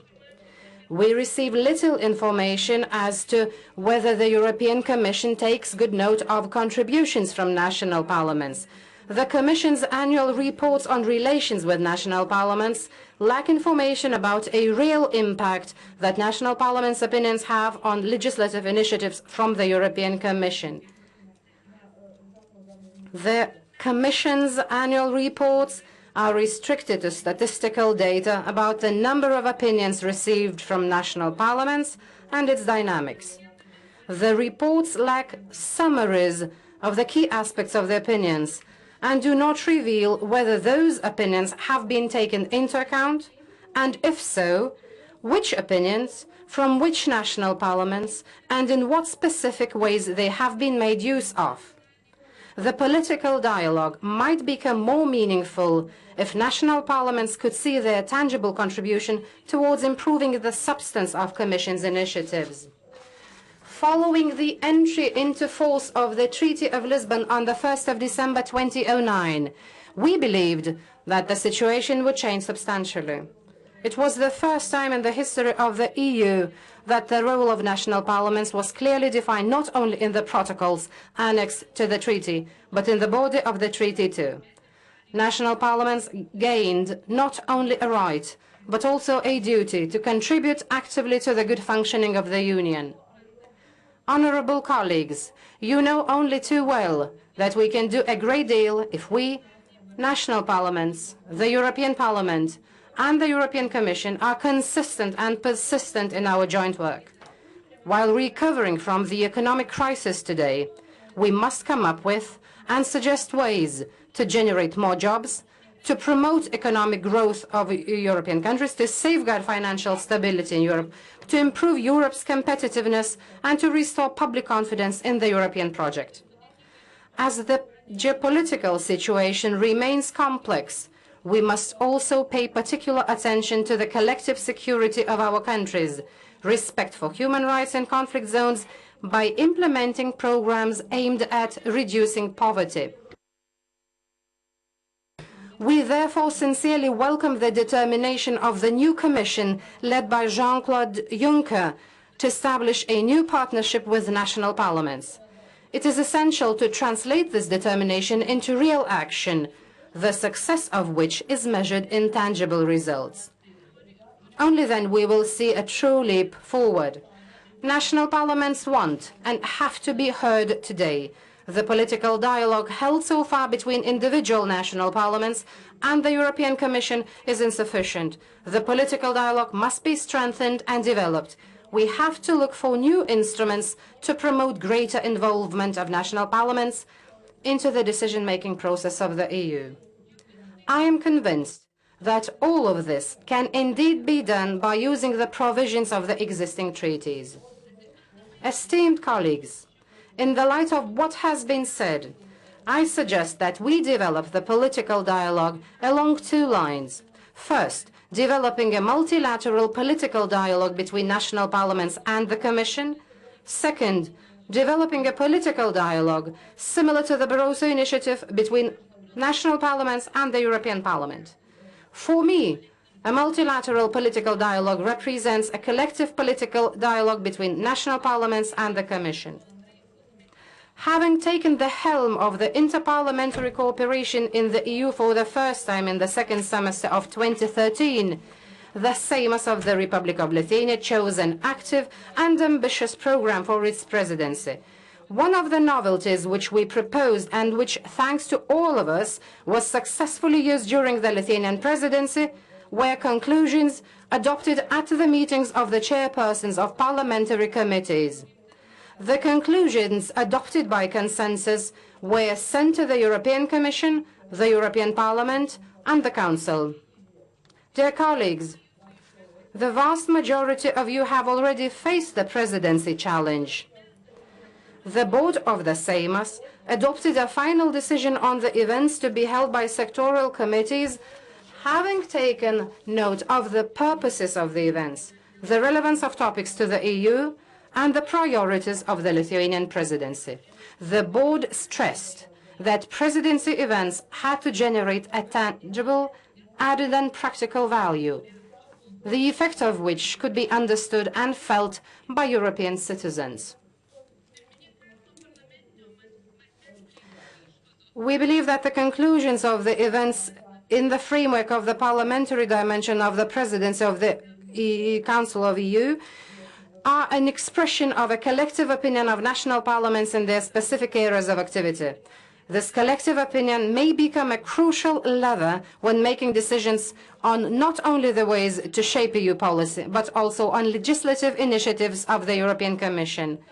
Therefore, it is particularly important to ensure that before this opinion becomes a collective voice of national parliaments, it is fully discussed in a parliamentary event with direct participation of members of the European Commission and rapporteurs from the European Parliament.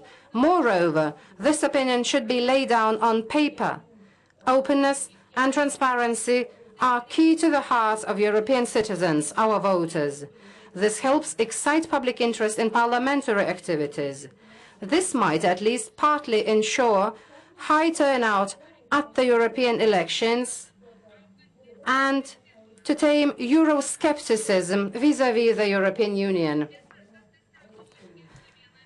Well, I happen to hear some politicians taking part in the presidency events in Vilnius say that he or she is not mandated to represent the official position of his or her parliament and thus cannot take part in the decision-making procedure.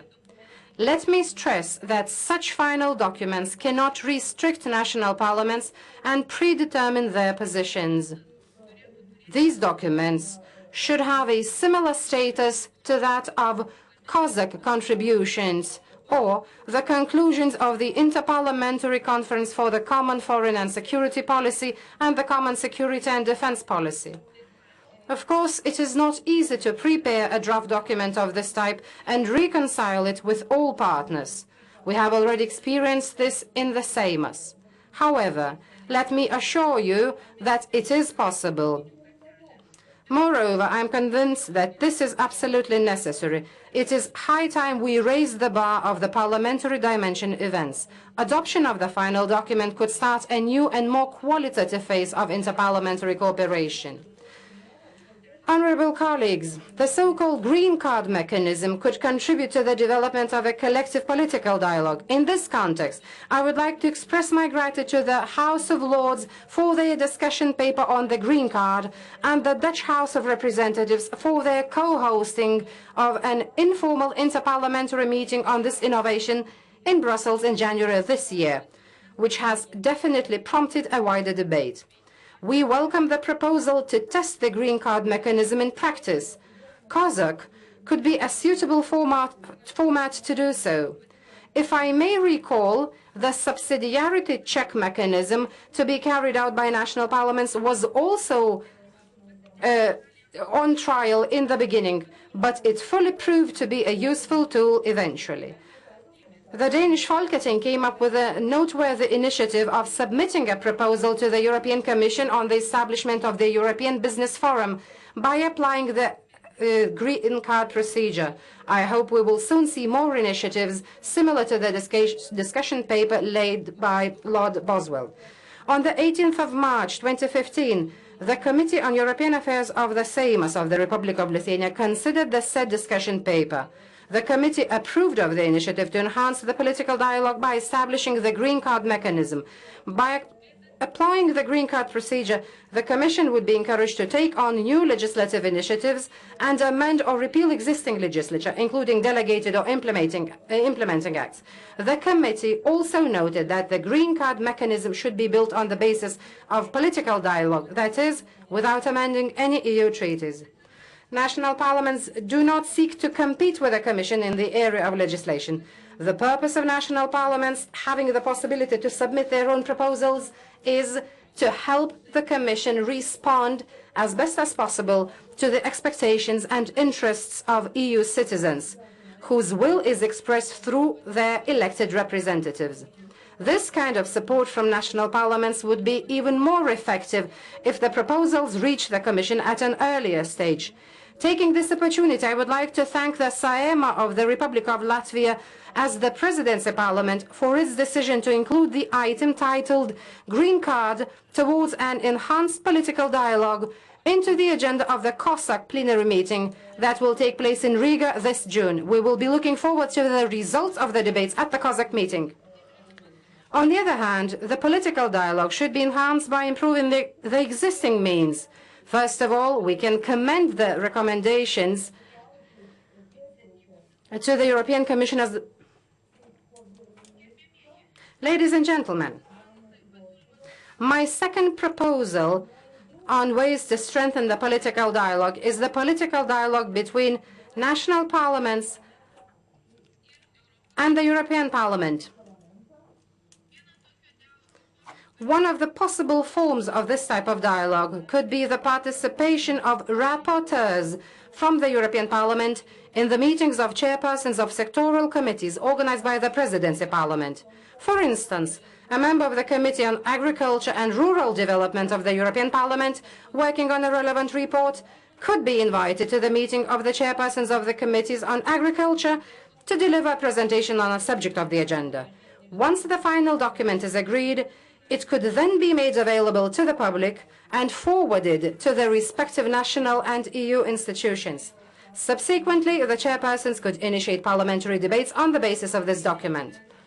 One more proposal which has been implemented in the Seima since the very beginning of Lithuania's membership of the EU in 2004 is regular and active participation of the members of the European Parliament elected in their respective member states in the meetings of the European Affairs Committees of their national parliaments and their right to have the floor there.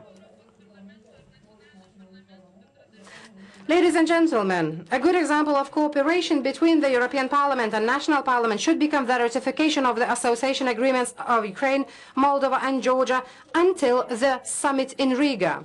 I therefore call on the parliaments that have not yet taken the decision to do so to do that as soon as possible. By demonstration of unity on this issue, we could show our European Parliament and national parliaments' ability to take a uniform and united decision. I am certain that you, dear colleagues, have more constructive proposals and ideas on ways to enhance the political dialogue, and I am looking forward to hearing them in the debate of this session. Thank you very much.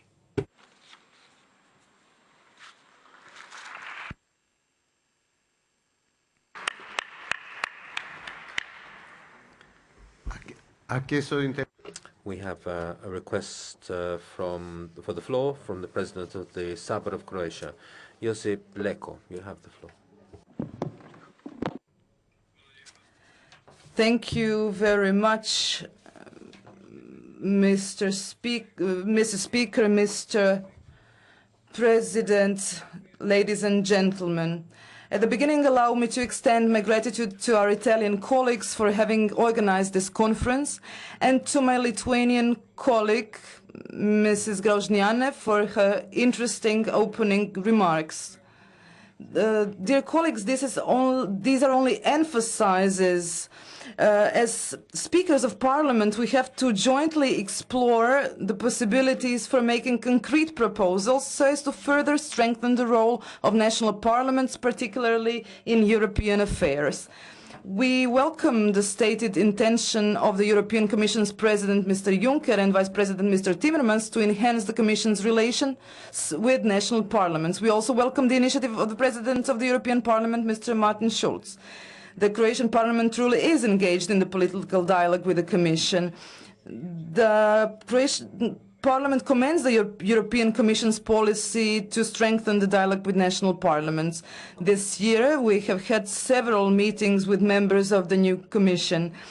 These contacts should be as frequent as possible. However, in our opinion, these dialogues should not be reduced to the mere briefing of national parliaments, but should rather serve as a platform for a genuine exchange of views during the democratic process of creating European policies.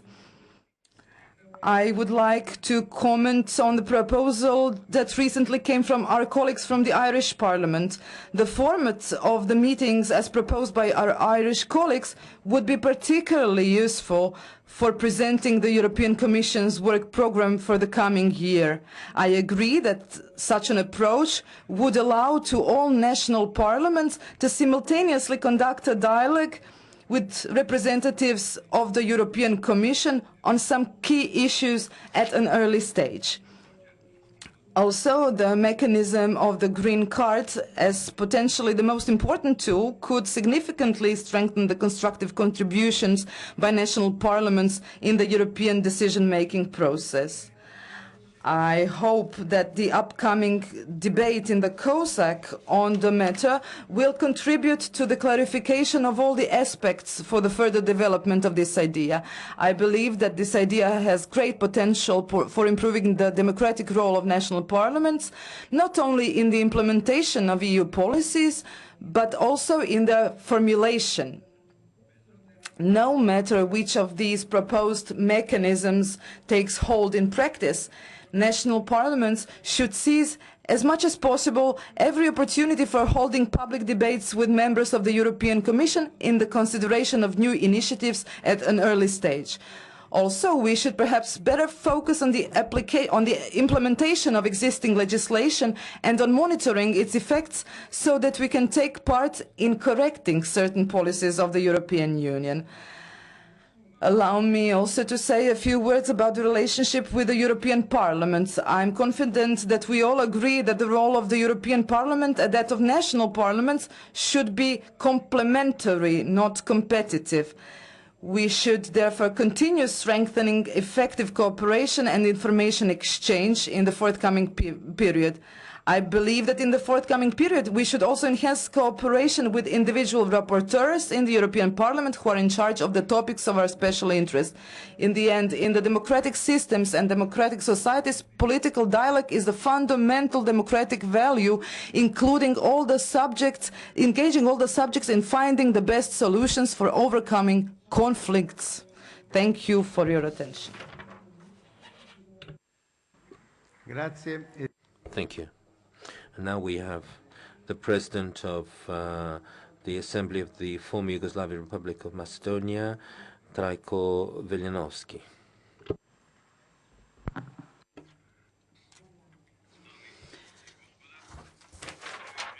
Ladies and gentlemen, dear friends, the political dialogue inter alia is one of the basic principles which the European Union was created.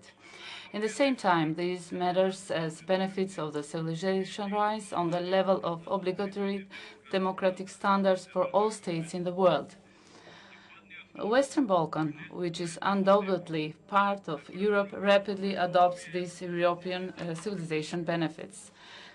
The period when problems were resolved with guns rather than words on the Balkans is part of our dark past. We have chosen to work towards achievement of something which naturally belongs to us, and that is the community of European people and states. Nevertheless, we have to resolve the remaining open issues. We still have affairs burdening us. The idea of united Europe and the example of the Western European states should be our guideline. We also see the results from this good neighborly policy of the Western European states.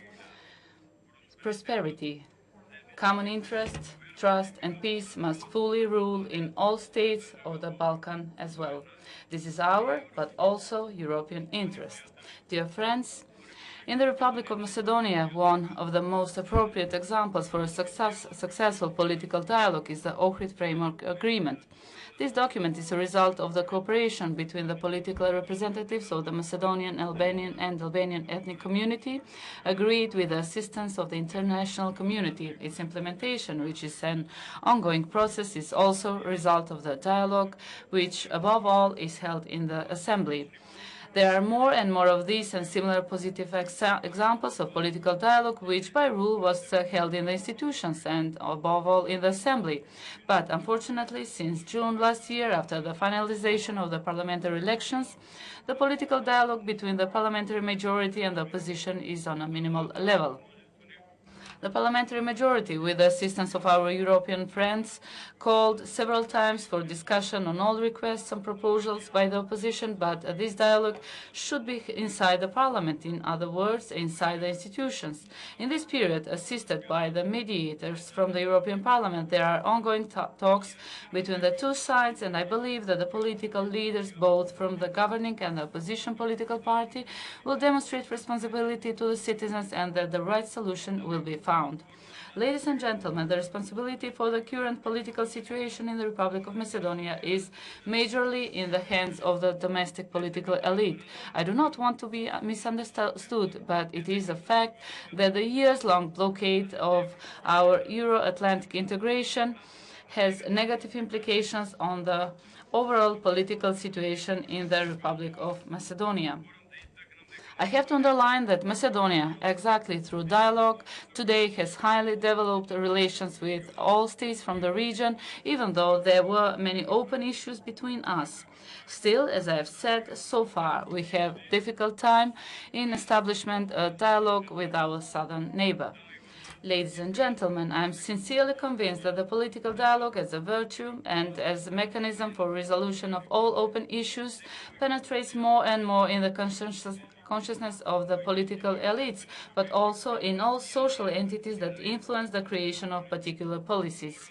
We all have to face the new circumstances arising from the development of our interdependence. We have to cooperate even more and build strategies so that democracy and citizens of Europe emerge even stronger from these storms and winds. I believe in our capacity. I believe in the sincerity of our intentions, as I believe in the strength of our wish for even greater cooperation, dialogue and understanding between the citizens of Europe, regardless of our political, ethnic, religious and other differences. Thank you for your attention.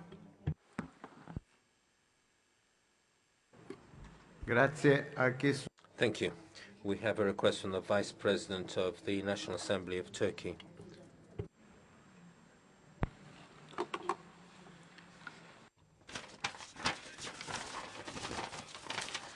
Distinguished colleagues, distinguished participants, this particular session evidently is on the national parliaments of the EU member states and the political dialogue between the EU institutions. As the Deputy Speaker of the Turkish Grand National Assembly, I would like to reiterate the fact that the dialogue between the candidate countries and the EU institutions plays a crucial role in terms of accelerating the reform processes taking place in the candidate countries. I should at this point touch upon the dialogue between Turkey and the European Parliament. We've been holding joint parliamentary commission meetings since 1965 on a regular basis. The most recent meeting was held on March 18-19, 2015 in Ankara. Joint Parliamentary Commission that is expected to contribute to Turkey's EU accession process, unfortunately, is unable to fulfill its liabilities due to political calculations of some member states. Even the composition of the the Joint Parliamentary Commission is a clear reflection of that. As a consequence of this attitude, far from being constructive, the current Joint Parliamentary Commission cannot possibly contribute to Turkey's efforts to be in line with the acquis communautaire of the European Union. I believe that the dialogue mechanisms existing between EU and Turkey should be adding concrete contributions to the ongoing reforms in our country. On the other hand, Turkey, who has set EU membership as a strategic preference for herself, is involved in a significant effort to overcome the stagnation in the negotiation process with the European Union. We hope that the EU shall respond to the efforts spent by Turkey, a country that regards itself as a strategic partner for the European Union. Moreover, in the European Parliament, formed by the recent elections of May 2014, 4 different decisions were made against our country. We are deeply sorry to see that the members of the European Parliament do not attach importance to improving dialogue with Turkey and to take our concerns seriously. The European Parliament, especially about the tragic period of the Ottoman Empire, has accepted a decision. And with that decision, unfortunately, it has revealed something really sad. This decision is far from being legal, and it's also not connected to the historical realities. The European Parliament, that is known with its will to block our relations with the European Union, did not only harm our relations with the European Union, but it has also given harm to our relations between Armenians. Since 1978, the European Parliament is misusing this issue, and at this point we can clearly see that the efforts in this direction are not useful for our relations with the European Parliament and also with Armenia. Unfortunately, the European Parliament is insisting on these efforts. This, we believe, is a prejudice, and this is something biased. Turkish and Armenian people do have a joint culture, and this is something which should be addressed in a fair and open manner, and Turkey is ready to deal with that matter in the most fair manner possible, as it did in the past. Thank you very much.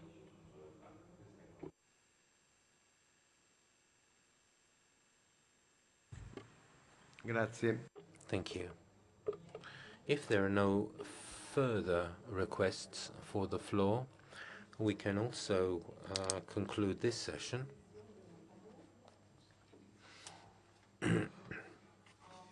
Recapping what has come out, I think that we should take on board with great interest the proposals expressed by the Lithuanian president and the various initiatives mentioned, including the initiative of Vice President Timmermans of the Commission to discuss proposals with national parliaments, and also recalling the commitment which was taken on directly by President Schulz in the previous Parliament, and I think will be confirmed in this Parliament, that so that the opinions of our parliaments be kept in a special file and made available to the committees, the relevant committees, and to be available first of all to the rapporteur. And so this, I think, it's a very interesting mode of action which we would endorse and promote, and also the position expressed in Rome by Secretary Generale to strengthen dialogue with national parliaments throughout the parliamentary terms, which obviously is not just the just refer to the phase of input on the part of national parliaments into European legislation, but also the adoption of in the phase of adoption of European legislation. So this interaction can be an ongoing consultation, a useful exchange of opinions in the phase of negotiation and also in the phase of implementation of European legislation. I think that this is the new frontier of interparliamentary cooperation, which we all need to look on positively and with hope. President Schulz. La parola al Presidente Schulz. Thank you very much, President Grasso. I believe that cooperation between the European Parliament and our colleagues in the national parliaments is very intense. What I see in the European Parliament is that all the time we have colleagues from the national parliaments who are present at our parliament, and we, as MEPs, often travel to the national parliaments. So actually, it is working better than many of us tended to think in recent years. So there are two things I would like to ask of you. Please let us consider the following.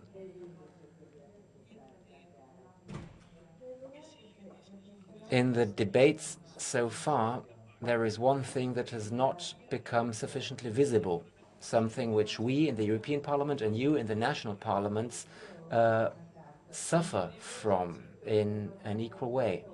We adopt laws, but they are executed by executive bodies. In the member states, that is the governments that you scrutinize. But what we see is that the Commission, when executing legislation, EU legislation, in the area of the so-called delegated acts, in other words, when competence is shifted to the Commission, we see that the Commission is increasingly introducing additional rules that have not been debated neither in the European Parliament nor in national parliaments. These things are described as administrative acts, but in actual fact it's legislation. And here we have to find a mechanism, like between the national parliaments, a mechanism for better cooperation between national parliaments and the European Parliament. Let me give you an example. We need to reduce our energy consumption. We all agree on that. Then a specialist group within the Commission says, well, for this reason, we will replace conventional light bulbs with new energy-saving light bulbs. No national parliament has debated this. The European Parliament didn't debate that either. But in my home country, in Germany, it led to an uprising. People thought, well, we're no longer able to use, and we're no longer allowed to use traditional light bulbs. And people felt that they had been sidelined. And that is why I believe we have to talk more about executive oversight, which is your responsibility and our responsibility. This is something we should speak about. And in point 5, which you proposed, under the heading Strengthening the Political Dialogue, the request is that all specific areas for including the national parliaments are included in our reports. And I believe that is not necessary because it's already happening. In recent years, time and again, you have adopted opinions, I receive them and I forward them immediately to the committees and to the rapporteurs. This is something which is already happening, and I believe it's working quite well because our rapporteurs take these opinions from the national parliaments very seriously. If, however, I had to set up a specific section for all reports, for all opinions, then we would slow down European legislation processes considerably because I would have to wait for all 42 parliaments to send us their opinions. That wouldn't work. So please let us continue with the procedure as it stands. And if your parliament, the Lithuanian parliament, for instance, has a rapporteur on the budget, for instance, and he were to write us a letter saying that in the agricultural sector we would like to have this or that change, then we would immediately forward this to the colleagues responsible. And generally, I believe you would also receive a fairly detailed reply. So I would be happy if under point 5 we could maybe focus more strongly on executive oversight and not on specific sections for national parliaments. Thank you very much. Presidente Schulz, thank you, President Schulz, for your comments. I had taken note of a procedure which had been, I'd referred to a procedure which you'd adopted and the previous Parliament, which I think is the best way of guaranteeing this direct relationship between relevant committees and national parliaments. So if there are no further comments on this point, Lithuanian President, please.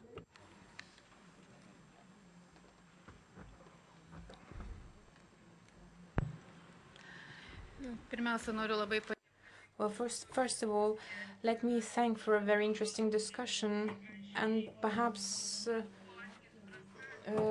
I was misunderstood. My suggestion would be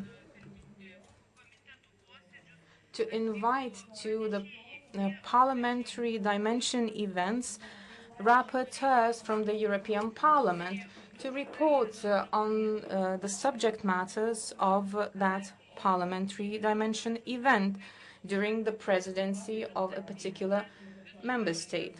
Because during such events, the representatives from all national parliaments of the EU come to such parliamentary dimension events, and such presentations by rapporteurs from the European Parliament would contribute to the discussions taking place during the parliamentary event. I believe that would be very useful.